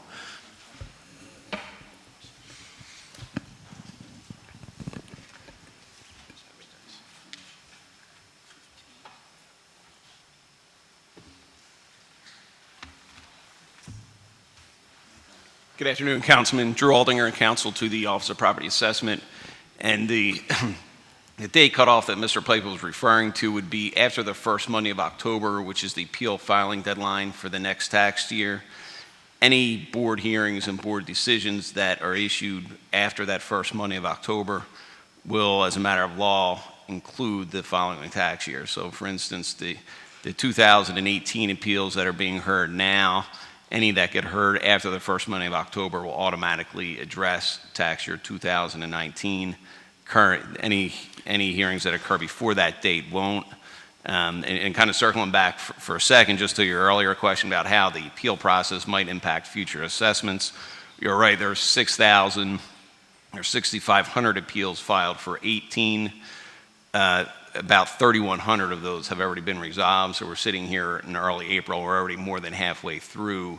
When I say, the Board of Revision of Taxes, Right. Scheduling, they're already more than halfway through that already. Which is great, by the way, and I know we had a hearing earlier, and we had asked them to try to make sure that they heard them, and hopefully over the summer they will be able to maintain this pace to be able to get them done before the end of the year. But as we sing, you said after October, so a lot of these are heard after October, right? October, November, December, January. So now we're in April, right, of this year. There's still appeals that were decided that aren't even put into the system yet. So they're receiving 2019 appraisals that are either the same as it was the year that they wanted or even higher. So what is their recourse? How do we fix that? I mean, so they're going to decide now, does OPA then go and, once they get that appeal in there, fix this current year and then 2019's? So, well, sitting here today, as of April 1, the 2019 values have already been certified. Right. So certainly, if the board were to consider both tax years in the context of the hearing and the applicant, But they haven't, because they're considering just the 18. Right. Well, there's only been one day of hearings to date post-certification. So pre-certification, they certainly could, it would have been impossible for the board to consider the 2019 assessments before Monday because they had not yet been certified. Right. But sitting here today and going forward, certainly those values for 19 would have been certified, so the board could consider it. My experience has been in the past would be that if the applicant came into the hearing and they had evidence that would have that would cover both years, the board would be open to considering it and conducting the hearing to cover both years. But it can't automatically cover that. For instance, if you have an office building that had a 50% vacancy in 18 that's fully leased up in 19, you couldn't just assume that the value for 18 should then automatically carry forward for 19. I'm talking mainly residential because what I'm seeing from a lot of the commercial, they really haven't increased that much from last year to this year. Okay, so even in the residential context, so the same hypothetical situation can apply. You might have a property that was perhaps it was assessed as initially being in an average condition. The applicant comes in with evidence that shows on 1/1/18 it was in below average condition, and now they're working on it in 18, so in 19 it's going to be an above average condition. So the same, just like the example I gave for the office building, you still couldn't make the same assumption in the residential context that the value for 18 would necessarily carry forward. Just in to lay 19. terms then, if I had an appeal, my house, they came in, they say it was assessed to $450,000. I go through the appeal process. Last week, all right, they say, all right, it's $350,000, right? Now, I won this appeal. I look at my assessment on 2019 today, and it says it's $500,000. How do I get that fixed?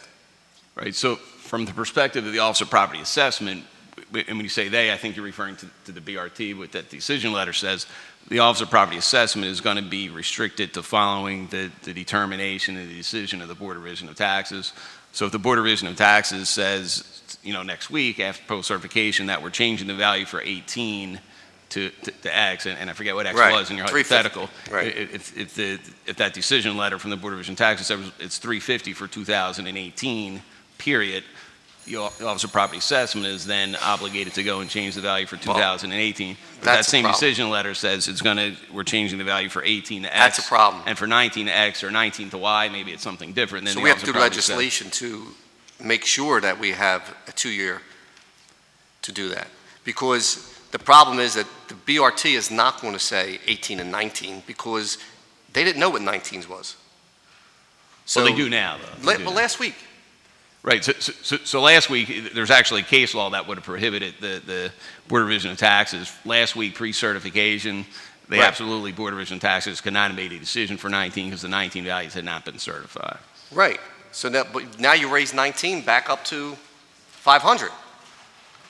That's not fair. We're not being fair with our constituents and the people who have just went through the whole process to win an appeal. And so you just said, all right, you want it, we're changing it back. And we don't care because they weren't certified, and you got to come appeal it again.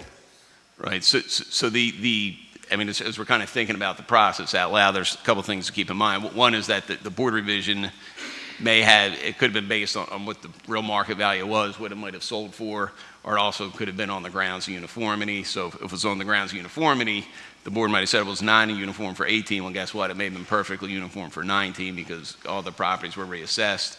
And then the other thing that I think we have to keep in mind is that there's a constitutional requirement of uniformity, and we'd have to make sure that you don't run afoul of saying, well, if you file an appeal in 18, you escape a reassessment for 2019, even though everybody who didn't appeal for 2019 got But reassessed. understanding a homeowner who just went through this process, you're saying you don't care because this is the law. That's basically what you're saying. You just went through this whole process. You don't care because next year we're making it the same as it was or higher. Now, I think what we're saying, if I can just jump in for a minute, Councilman, is so for 2018, which is number one, the year in which the taxpayer filed the appeal, BRT made the decision, and OPA came to the hearing ready to defend the value for it. 2018 only, and I know you're speaking mostly residential, but we have to look at all types of properties where there's situations where the 18 conditions may be one thing, and that may change for 2019.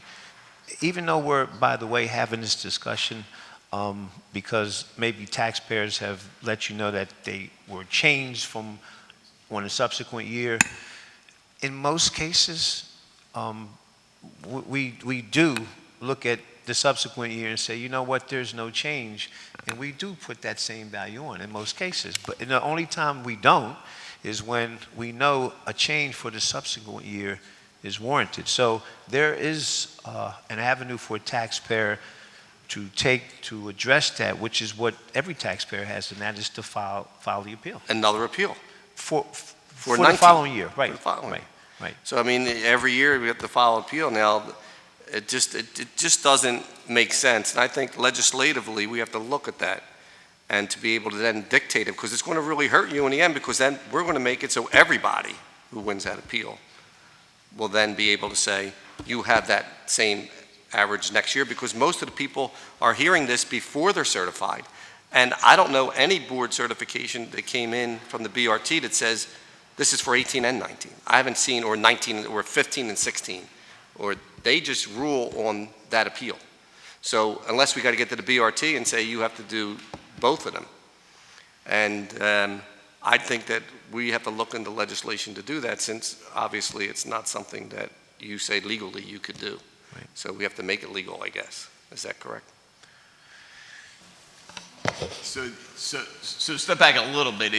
I wouldn't say I wouldn't say so much that we don't care. We're sensitive to the issue and the You're fact saying that legally you can't do it. You do care, but legally you can't do it. you have to work So within the if we help you confines to of the make law. that, if we make that the law, then it makes it, then legally, you could do it. If it were legal to do it, then certainly we could do it. I don't know that, off the cuff, I would tell you, I think that would be a state law issue. It wouldn't be something that city council could change. We could try. Because it's, because it's based on the certification date. And when you said that you haven't seen any decisions so far where the Board of Revision tax has covered both years, Ever. You're absolutely right about that for 18, because we just got certified for 19. Even last year. There were some decisions that covered both years. Not many that we've seen, because a lot of the people, last year, not many residentials went up. So we didn't get that. They sort of seemed like they had a year reprieve. But we have people that just got certified, well, they didn't get certified yet because it didn't change on the system. And now they're going to be getting a new assessment next week that jumps it up even higher than what they just did it. And I mean, to go in front of the BRT the next year and say, all right, this year went up to, you moved it down to 350. They're saying it's 500 now. It didn't go up that much money in a year. It's going to come back down. But the timing to do that and having these people to go through that again, and I'm sure it's not a big number, but it just seems like we would have some type of policy that we could make it happen. And legally, if you can't do it, then maybe we have to do it, or have our friends in the state to be able to do it, to make sure that we at least protect the people who have won their appeal and the following year don't feel like that. Why appeal it if they're just going to change it? That 1 year I get reprieve, the next year they change it back. I think we get the concern, Councilman. We've had the conversation. I do understand the concern. All right, well, we're going to look at that. And I'm just saying, because in my district, and you know the assessments would have happened, over 50% of the residential properties have received an assessment greater than 20%. Right. So that's a lot, Yep. and we have to deal with these people. Thank you. Thank you, Councilman. Thanks, Councilman. Thank you. Chair recognizes Councilwoman Bass. Thank you, Mr. President. You're welcome. Good afternoon, Good Councilman. afternoon, evening. So I just had a couple of questions, and I had some concerns, obviously, like everyone else here, in terms of the property increases. And it just felt like it was just a convenient time to see such large increases in property values. And, you know, my biggest question is, how are we working to protect our low-income and vulnerable homeowners, and especially in gentrifying neighborhoods? And so I wanted to, you know, a lot of my questions have already been floated and asked, but I did have a couple of things I just wanted to hone in on. One of which is, what are we going to do to address the gap in tax increases? And do we at all look at the stagnation in salaries and wages at the same time when we're making these calculations. I don't know that has come into consideration when we make these kind of decisions, but you can raise my taxes, but at some point I am unable to pay unless I've had the same sort of corresponding increase in my salary. And so I'm wondering, what have we done to look at that? And also, have we looked at the median income, I'd like to know, of homeowners who have received abatements? The median income of the homeowners that have received abatements, I don't know that we've ever captured that information. Can we capture that information? Because we have a lot of other information, and I think that is information that people want to know, right, and should be a part of the conversation. Okay. We keep having this conversation about abatements and who benefits, and there's a lot of speculation, and I think having that information around the income actually will make a big difference. Right. I think we and can contribute to the conversation. I think we can probably do it geographically. I don't know that when people apply for abatements, they have to put any information about their income. No. So we can give you geographic information about where the abatements are. Well, we have that. We already have the geographic and we could information. we could probably give you property values We for can. abatements, but we can't give you income because we just don't have the information. It's just not currently a requirement for the abatement to be processed. Like Rob said, we have areas we can show changes in abated Sure. properties, and Well, we know that there's a lot of information that we can get. Right. And that, we're a wealth of information in the city of Philadelphia. we may be able to work with council with the information we do capture and the information you're able to get to try to get you where you need to go to. Sure. That will be great. I Yeah, think it's so we an can- important part of the conversation that we're Right. not accurately having. Yeah, so we can meet with you and kind of walk through what we have and how that would help you get at what you want, and then provide it to the full council. Okay. Sure. And the other part of the question, in terms of sort of like matching up, as we are, talking about assessments, are we looking at, how much time do we spend looking at the corresponding increases in wages and salaries, where there's stagnation in particular neighborhoods, what the unemployment rate is? Are we looking at any of those factors as well? So we did look, and we have to kind of refine this a little. We did look at kind of matching up various income levels with home value levels to see what those would mean. It's not precise because we had to make some assumptions, but we can kind of show you what we did there and what that looks like. Mm-hmm. Okay, all right. Have we considered revamping the Loop program at all in this conversation? So right now, the threshold of property increases, value increases is 300%, I believe. Correct. And so it's unrealistic that would happen outside of the original AVI when we did that in 2013. So, have we looked at revamping Loop so that people could see the benefit of that? I can't see how we can continue to offer abatements and not have any restrictions or any, nothing sort of tied to those abatements that are offered. And yet, with the Loop program, we have what I think is a significant restriction.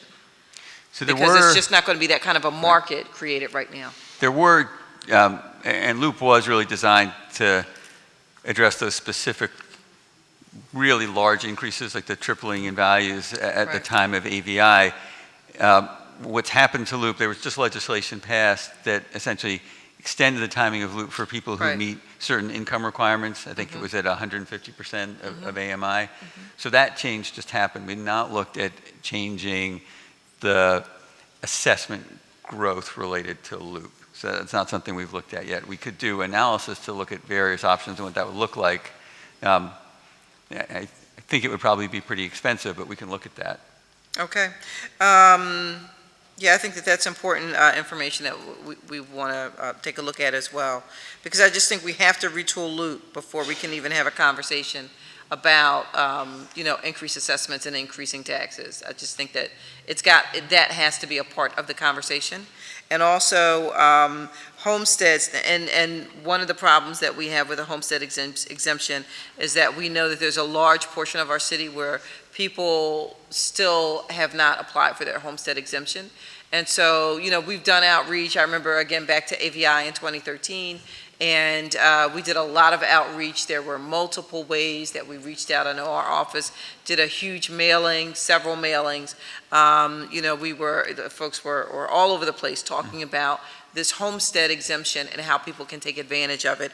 And still, here we are to this day, years later, and we still don't have a sizable population that are taking advantage of the homestead exemption. So has there been conversation by OPA in terms of how we're going to make sure that we get more people into homestead? So homestead's actually run by revenue now. Okay, There are about revenue's running now. 210,000 property owners who have homesteads, and revenue has put together a new outreach program for this year to try to ensure that we get more people enrolled.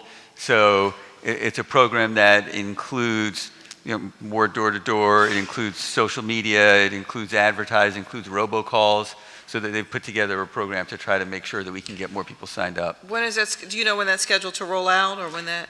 I think over the next few months, but we'll get back with a more specific timeline. Okay. Yeah, well, we can ask revenue certainly when they come in terms of what their Yes. plans are, since they're going to be handling that now. And I understand that you're working on a map of areas and what those areas will look like in terms of increases. We've, heard that, in areas that I represent, Chestnut Hill, Mount Airy, that they're having significant increases. And they had significant increases in 2013. And then other areas that I also represent, including North Philadelphia and other areas, are having significant decreases. So when will we see a full map of that? Actually, we have maps that I'm going to send this week over to council citywide and by district that show average increase on a percentage basis per individual neighborhoods within each council district. Okay, that would be really helpful, because as we, have these discussions and folks are paying attention, and they're asking us and they're very anxious. And so I would just, if I could just advise that in the future, it would be helpful if at the start of the conversation, we were able to have those maps, because, we get beat up pretty badly. Sure. Because people want to know, and they want to know as quickly as possible. Sure. So, us not having the information has been a little bit of an issue. And let me see. One other question. Have we looked at, as we look at property values and, increases, I know my colleague, Councilman Heenan, asked if you had a breakdown in terms of residential, commercial, and industrial properties, in terms of what the average increases were? So we actually prepared that in a report that we shared with council Thursday. I think Thursday with individual council members, whoever came, and I know there was something else going on, so not everyone was available, but we'll make sure a copy of that report gets forwarded to your office too. Does that include our large nonprofits, our universities? We broke it down into as many categories as we thought would be relevant. The nonprofits, the residential, the condos, the commercial, the industrial, the vacant land, the government-owned, the cell sites, whatever we thought would be relevant, and as long as it captured everything in the city in some category or another, and if there's something else you wanted us to query for, we could do that too. Okay. Yep. I know my time is up, but the only other thing I just want to add really quickly is that, that in my opinion, for us to be able to move forward and to talk about how we're funding the school district of Philadelphia, we have to put the homestead exemption back on the table, again, for our low income, our vulnerable, our seniors, and so forth. We have to put that back on the table and really ramp it up in terms of making sure that people have access to it, and also the LOOP program. We have to retool that program so that folks are able to actually be able to apply and benefit from it. We're not going to see another time when we have what we had during AVI, which was a 300%, property increases, which were pretty common. Right. But we still have the program available. But if we really want the program to work for somebody or anybody or everybody, then we have to make sure that it's a program that's going to work. What we have right now on the books, it doesn't really work. Right. Okay, Understood. so, thank you so Sure. much. You're welcome. Thank you, Councilwoman. Chair recognizes Councilwoman Parker. Thank you, Mr. President, and hello to all of you. Let me start by just sharing some data with you about the 9th Councilmatic District that I want to just make sure we get on the record. So this is according to the snapshot that's provided to us by the Revenue Department. The 9th Councilmatic District has the number one, that is the highest percentage of tax-paying residents who have entered into a payment arrangement. So a payment agreement, right? So they could not pay in full, but the largest percentage of residents who are in payment agreements are in the 9th Councilmatic District. In addition to that, we have the third fewest of delinquent accounts of all taxpayers in the city of Philadelphia in the 9th Councilmatic District. In addition to that, we do have a significantly high rate of home ownership compared to the rest of the city. Our numbers now, we're at about 52% according to some data we just received from tech staff. While we have it by ward, we don't have the total number for the 9th, but it's significantly higher than that 52%.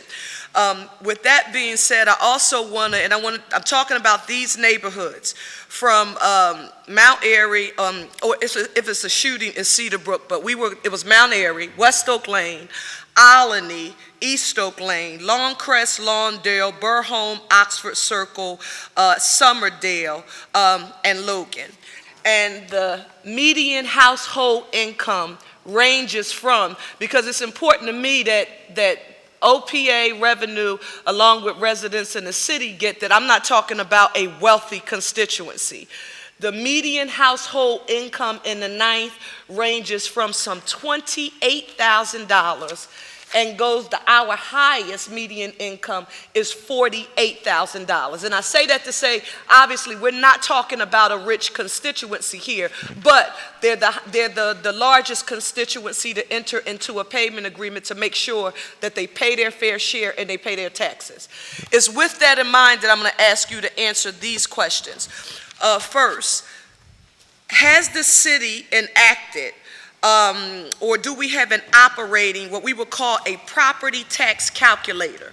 I don't want to have to be a whiz and or a genius to figure out the numbers myself, but right now, as we're moving forward, is there a place where I can send my people that they can go and plug in their numbers to say, find out what they're owed in taxes now and what they will owe after the proposed change, whether it's 4, 3, 2, or 1, so that they can begin preparing? Do we have that in existence? So I think we're going to have a conversation with someone over in OIT about that, because we did have the tax calculator during the first year of AVI. Right. Yes, yeah.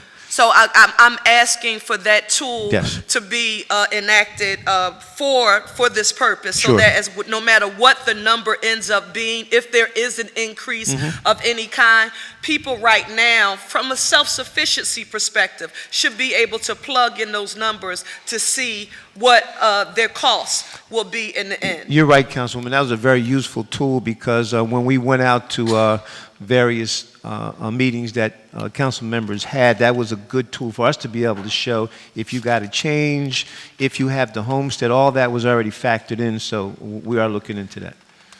So thank you, I appreciate that, Sure. and we'll be waiting sort of anxiously to see how we're advancing. Sure. My next question is in regards to the homestead exemption.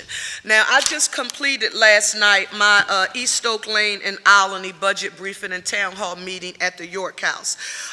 We talked about that potential increase in the homestead exemption, and am fortunate to have been chair of the Philadelphia delegation in Harrisburg when the enabling authority authority for the city of Philadelphia to enact loop. The homestead exemption was provided. I was in Harrisburg and worked with Council President Clark during that time. I've heard that 70 to 80%, and that is not like a minor number, of eligible owner-occupied residents here in Philadelphia are actually enrolled. So I'm putting that on the record to say, I'm not saying that, the city of Philadelphia has not done its work in encouraging people to get enrolled. That's 70 to 80% of those eligible owner-occupied residences. My challenge is this: I want to zero in on that constituency. I heard you just tell me about what revenue is doing, but I'm wondering, do we have a map of where that other 20%, that 20 to 30% who are in owner-occupied, who are eligible, and they have not? Can we see that by council district so that we can see where we've been doing well or where people are responding versus areas where they're not? Yes. Okay, so the sooner you could get that to us, we can begin to be proactive about that. The next question is in regards to the abatement. Now, it is no secret, right, that the abatement has been largely used in areas that are seeing a lot of growth. I joshed Councilman Johnson and Councilwoman Blackwell Clark and Squilla about their growth. I wish I had some of those problems in the 9th District. But in addition to that, can you literally map for us by council district where those abatements are being taken advantage of? Sure. Because I communicate to my constituency that although it is available throughout the city of Philadelphia, it is just particularly being used significantly in certain regions over versus the other. In addition to the number of abatements by council district, can we also have the actual value of the abatements by council district? And this is why this is important to my constituency. I already told you how much they pay, and that they pay, and they're paying their fair share. We should have a right, the taxpayers that is, to know where abated properties are and the value of those abatements by council district.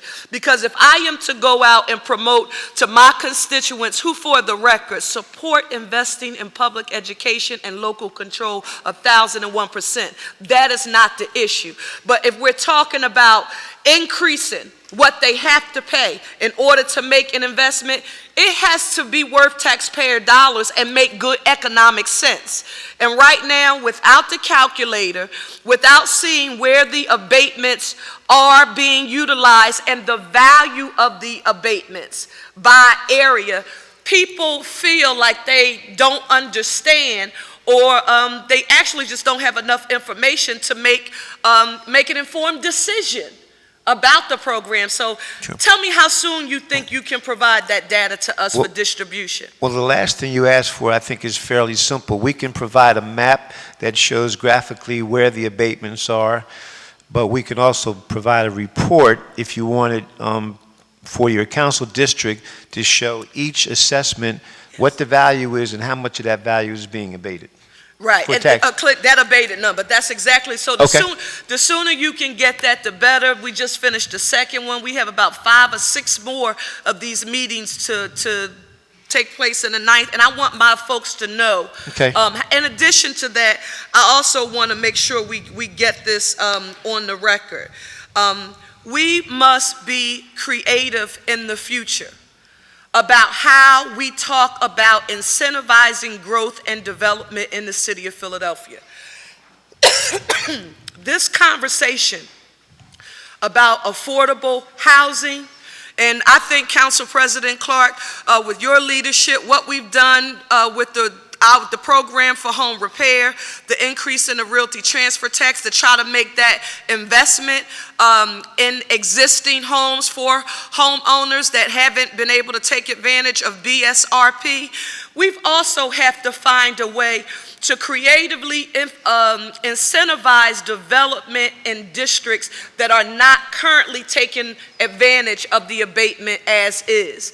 And so, as I talk to some developers, And this is not sort of just for OPA, but Rob DeBoe, from the administration's perspective, how do I get you to not just think about the 7th district and the 3rd district and the 1st district and the 2nd? How do I get you to come to the 9th district and look at potential opportunities? The first thing they say is, you've got to package an incentive that encourages us to move. So I don't know if that is a targeted abatement in regions that are not currently benefiting. I know Councilman Dom, I know I've heard the president talk about it. I've had some conversations, but we seriously have to look at that, because for a district like the 9th, and I mentioned the neighborhoods, they're paying their fair share, but they don't see the investment equal to what they're paying coming back in the form of services.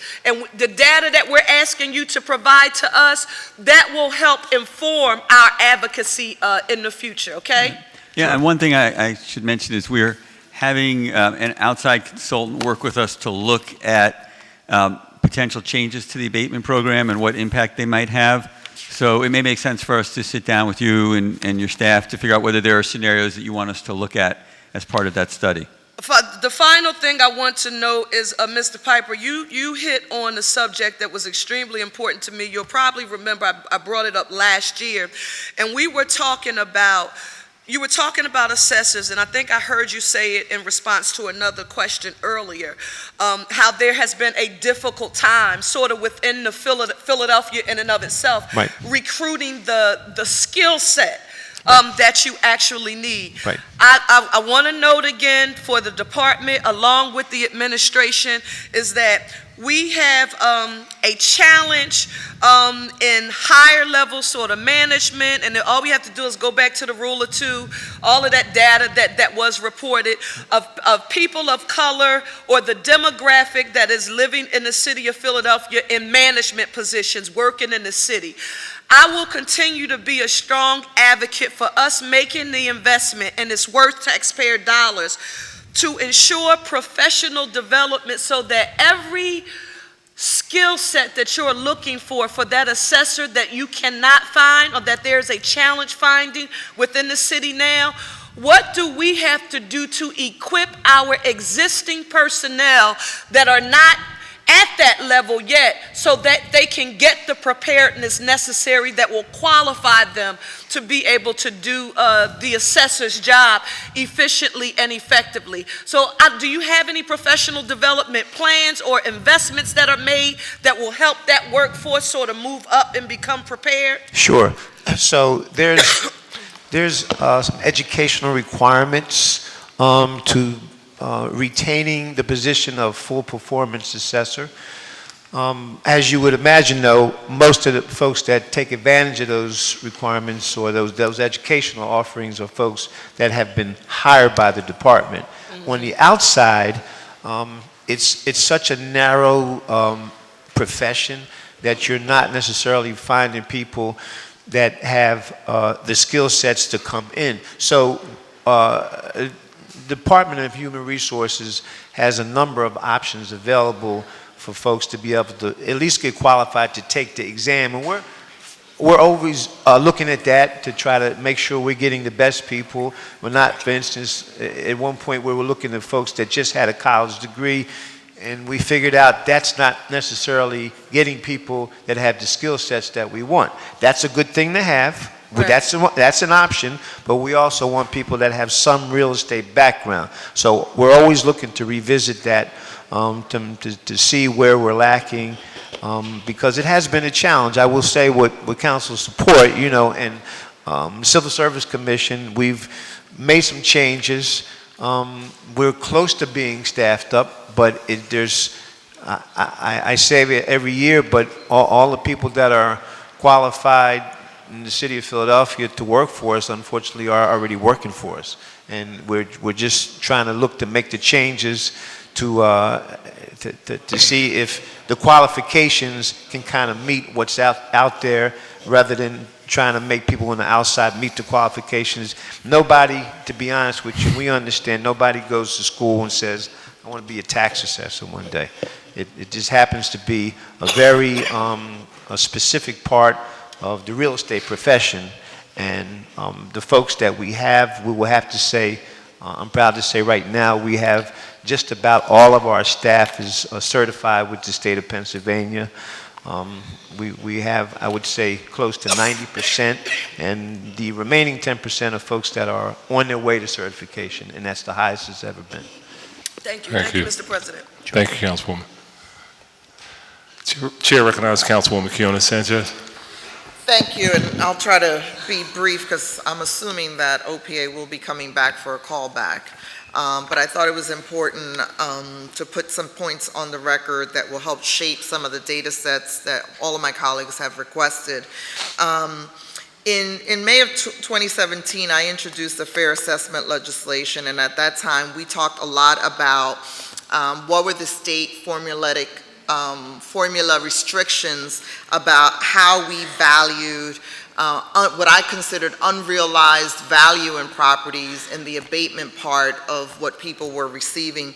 Tell me how you factored that in generating your GMAs in the area.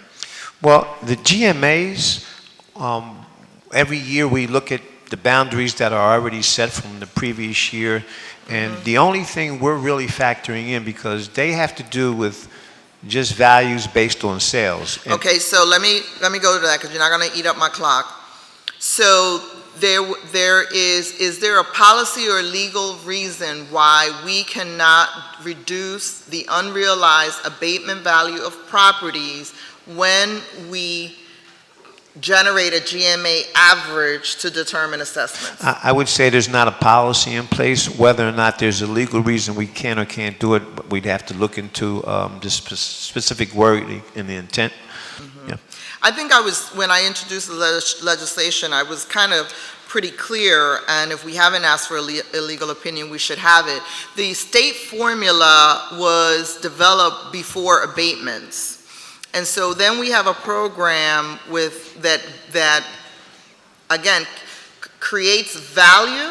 I'm going to continue to call it unrealized value, because until you're paying property taxes on your value, it's unrealized value in the assessment of the properties, and therefore a GMA may be overassessed, right? A GMA itself, I'm trying to remember some of the wording in your legislation. I remember it coming up last It was real spring. simple. I wanted you to take out the unrealized value of the abatement so that my neighbors are not paying for more value when their person next door is paying no value. If just to speak to that, the possibility of that actually being something that's legally permissible, I will say that there are the types of properties that, for different reasons, in Pennsylvania and other states, we are allowed to value a little different and prohibited from factoring certain things in, like the low-income tax credit type of properties, for instance. So I don't know that I don't want to say that's not something that we can't do, but you would have to look into it legally. Well, I think it's important because, as Rob mentioned earlier, there's a whole review of the abatement, right? And in the whole discussion about fair assessments, this whole notion of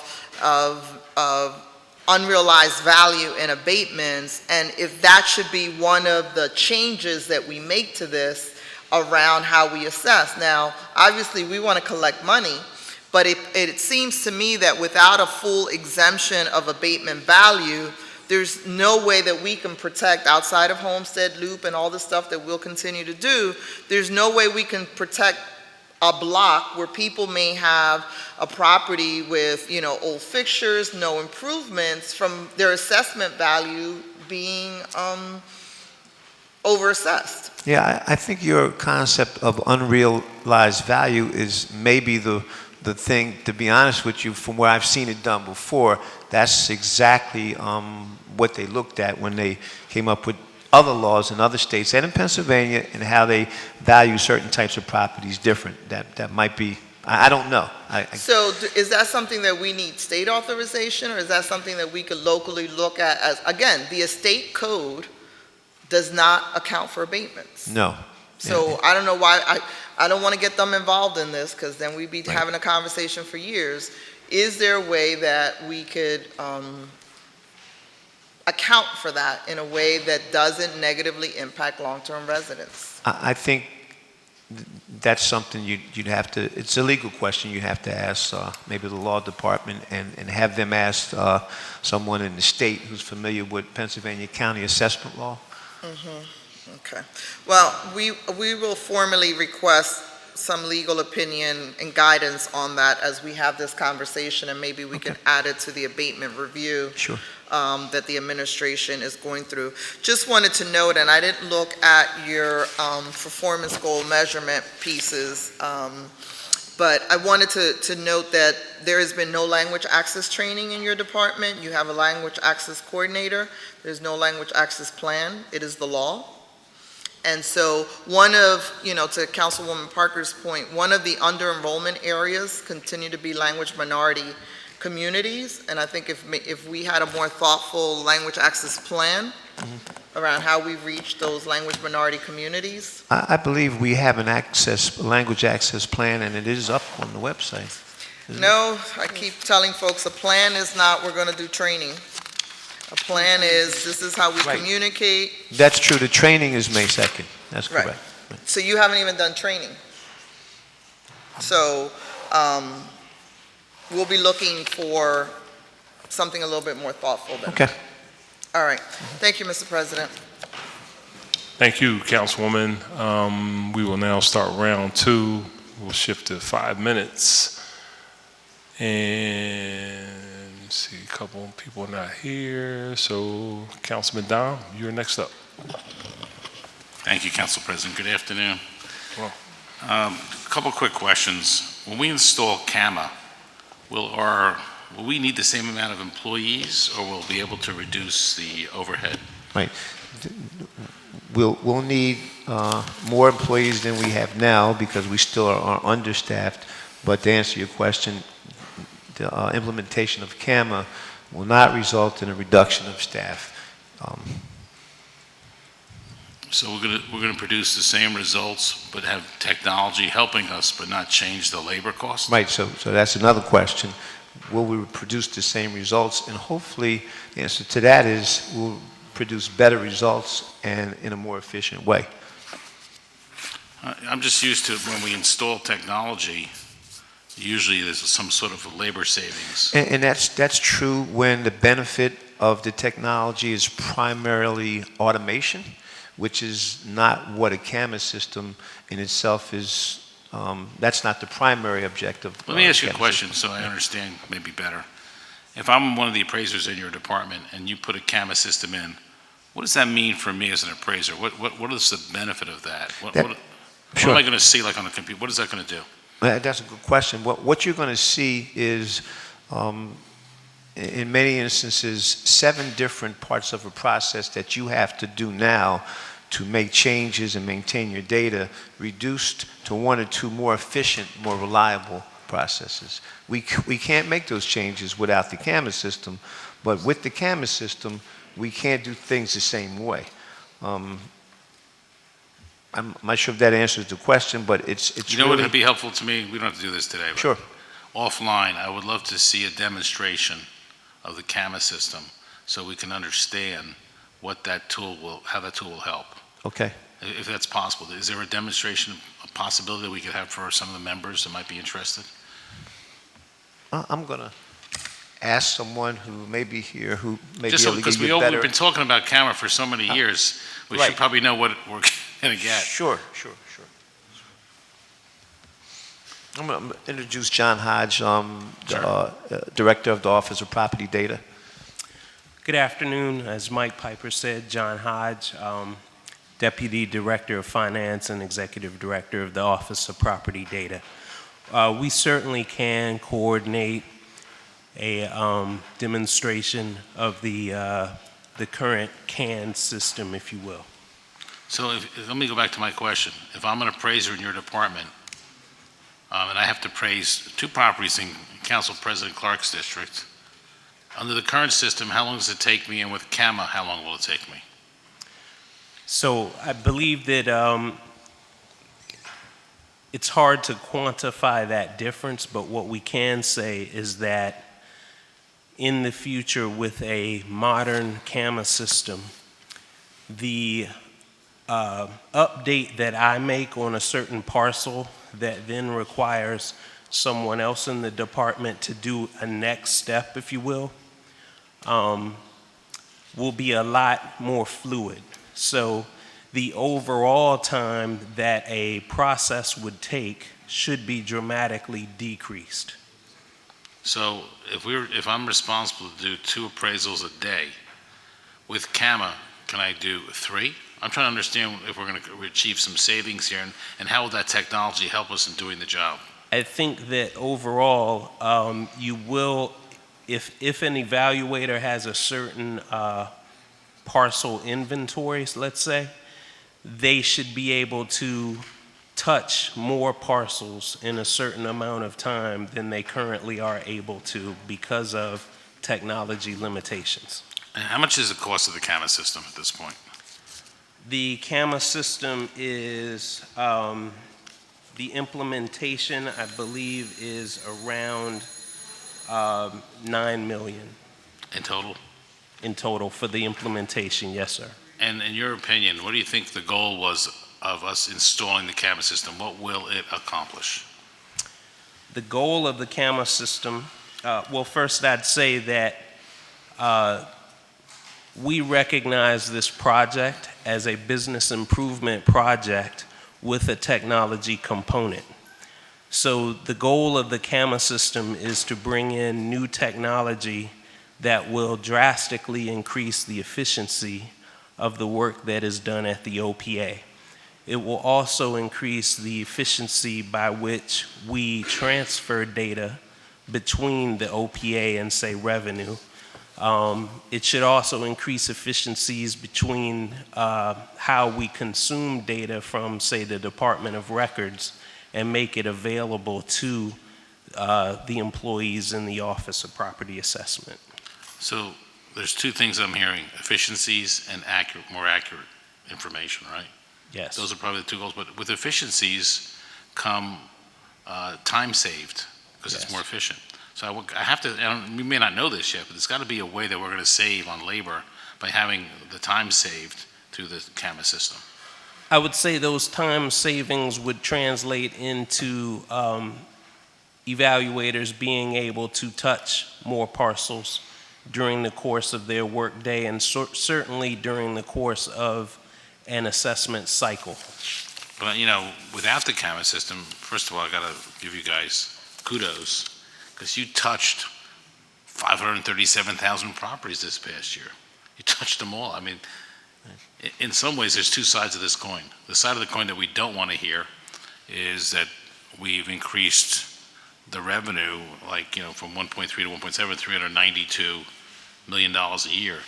But the other side of the coin is that you went and done all this work on all these properties, a tremendous amount of work that you should be thankful, because you changed the values on 537,000 properties without CAMA. And that's my point. You did this without CAMA this year, and no real outside help to my knowledge. So when you have CAMA, there should be some savings. I don't understand that. You're part of your first question, Councilman. You asked how would, I'm an assessor, I'm going to appraise 2 properties today. With CAMA, can I do 3? Typically, for instance, a residential assessor is responsible for several thousand. So, yeah, without CAMA, he or she may have to look at what they're doing with a handful today, because it's a manually driven system with multiple database management systems that we're using. And with the CAMA system, the processes themselves change. So I will say there's less risk of bad data. And once we get the data, the better data, it's easier to capture and retain in one CAMA system. It's not getting lost every time there's a change, and every time some change has to go from one system to another one. Okay. So the processes themselves are the things that we focus on. Like John says, it's a business a process improvement tool, not so much an automation that is designed to... So here's my other question, which, it's okay to keep going? 130,000 properties went down in value. As a council, with myself and my colleagues, does that mean that, are there areas of the city decreasing in value? Because roughly, was it 24%, 22% of the properties in the city went down. Is there an area of the city where you're seeing a trend where property values are going down that we should be aware of? When we looked at the number of decreases, that didn't factor in the amounts of the decreases. Sometimes it just may have been corrections. Okay. But in terms of areas of the city, we didn't look any further into it yet. Do you have any ability to gather that kind of a data for us and share with us? Well, we do, and I think part of what we shared the other day did take that same report that included the decreases, and we did one for each council district. You did? If you want it further, we can show that also. Are we seeing any council districts that are having issues with decreasing values? I don't know that we necessarily looked at that yet. Again, we have the reports, but we didn't do an analysis. Is that something you could provide to us by council district, where the decreases are, and if there's any kind of pattern? Sure. We can provide that in a map and in a separate report. And then my other question is, would you happen to know how much the city will collect in revenue due to the latest reassessment of all properties, the actual dollar figure? I'm going to ask Rob to come up and answer that one. Thanks, John.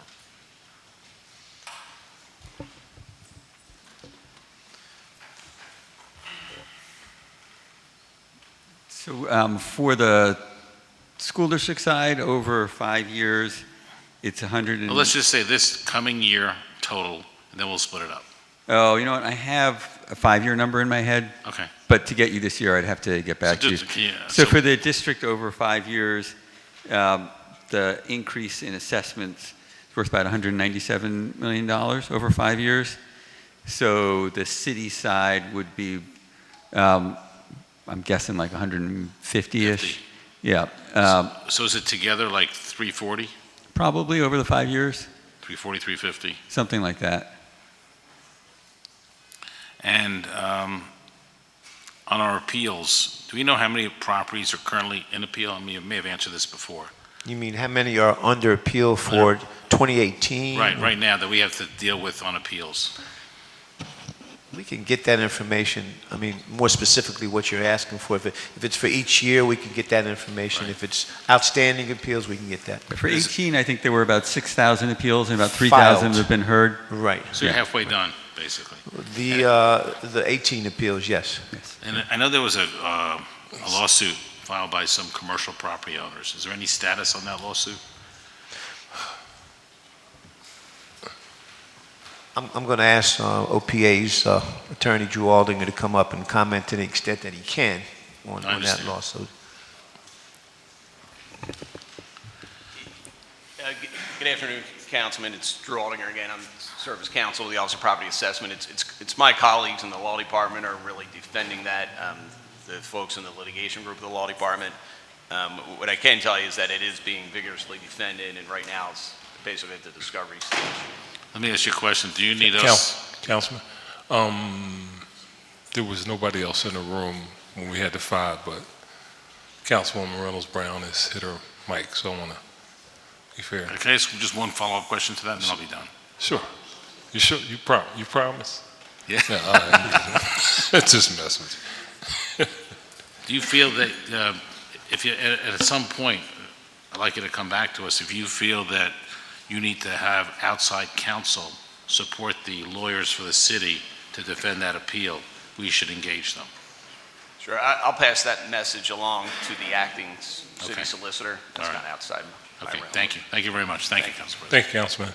Councilwoman Reynolds Brown. Thank you. One question. I've been trying to pay close attention to the observation that you're having trouble capturing professionals with the necessary talent or skill set to handle the assessments? Right. Okay. And so your search is the protocol and recruitment for search is simply to put it in newspapers or what? How does one get to know that you have that void, that shortage in your office? Right. So, Galicia, you want to speak to that? How we go about the recruiting any different from any other civil service position? So for us, outside of putting it, the regular announcements, we do You should probably state your name for the record, I'm sorry. I'm sorry, Delisha Walls, Administrative Services Director. So for OPA, there are several organizations that they put the announcements in, as well as the city's announcements. So there are the AAP. Yeah, the sort of the trade journals within the state. The Assessors Association of Pennsylvania has a quarterly journal, and they have meetings, and the regional chapter has meetings, and that's kind of how the word gets out to folks who actually work in this field right now. Okay. And then in addition to that, we offer classes internally for people who are assessment aides and assessment clerks, for them to take the CPE courses so that they will later qualify. Okay. One recommendation or suggestion I'd like to offer is to reach to African Americans who actually do this as realtor agents, who do it for a living, who might be looking to link up with the city where it's guaranteed employment and benefits. I'm sure that there's a trade association where they convene and get together to talk about their industry. And so it's a non-traditional way of going after the type of talent that you're looking for. My experience has been to rely on trade organizations to tell your story is not always fruitful, unless you're going before them to actually make a presentation face-to-face, eyeball to eyeball, and make the appeal. So that's what I would offer up, because if jobs exist and folks want work, then it's clear to me as an outsider that we not have turned over every single stone to get the word out to fill those opportunities that are in your office. Sure. Thank you. Okay. Thanks. Thank you, Mr. Chairman. President. Thank you, Councilwoman. Councilman Squilla. Thank you, Mr. President. I know some states have limits on amount of increases per year as far as percentage-wise. Do you see that as a possibility in our state, that we couldn't raise it more than 20% per year or something like that? It's a possibility. I haven't heard anything specific mentioned in any of the state or assessment-related meetings that I've been to, the County Commissioners Association. I've heard different issues about property taxes being discussed, not that one in specific. Okay, do you know of any other state that has these regulations? Not offhand. Okay, because it just seems that, again, if we do it every year, I think we project in our 5-year budget a 3% increase for assessments overall per year. And I know this year was 11%, but I mean, there are individuals that receive, 20, 30, 40, 50% increases.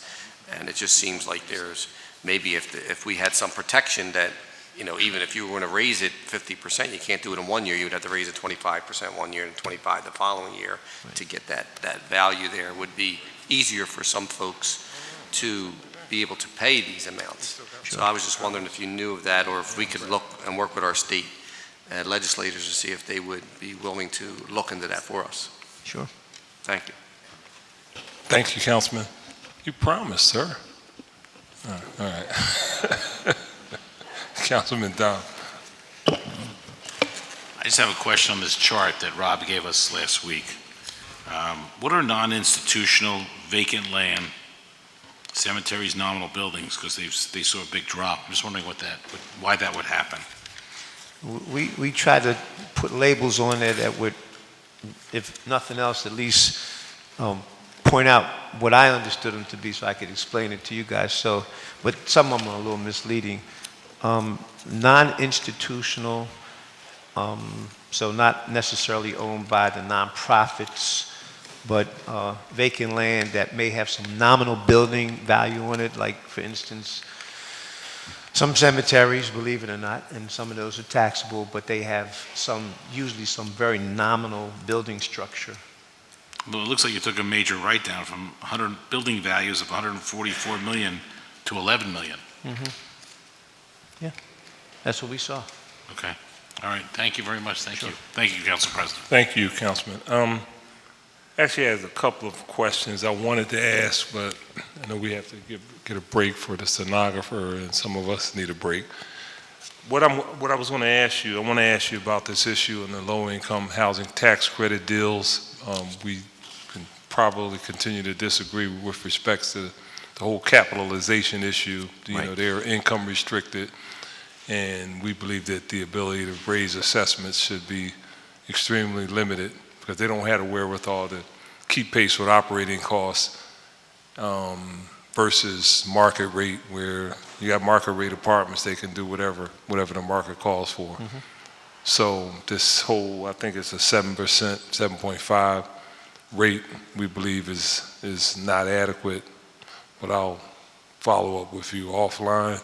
You know what I'm talking about? Yes, right? All right. the LIHTC properties. Yeah, Right. yeah, and the other thing I was going to get with you with respect to some of the issues on the quote-unquote the bad data that continues to exist. And I could do this offline, so we don't have to have this big format, but you know, we continue to look at the bad data, as we say it, as recent as last week, and it still exists, so I will have that offline. That can probably add another half an hour. Sure. All right? Sure. So, okay, so I want to thank you. We're going to take a brief recess. Let's say it's 5 up to, let's say 2:30 with the understanding for, who's up? Commerce is next.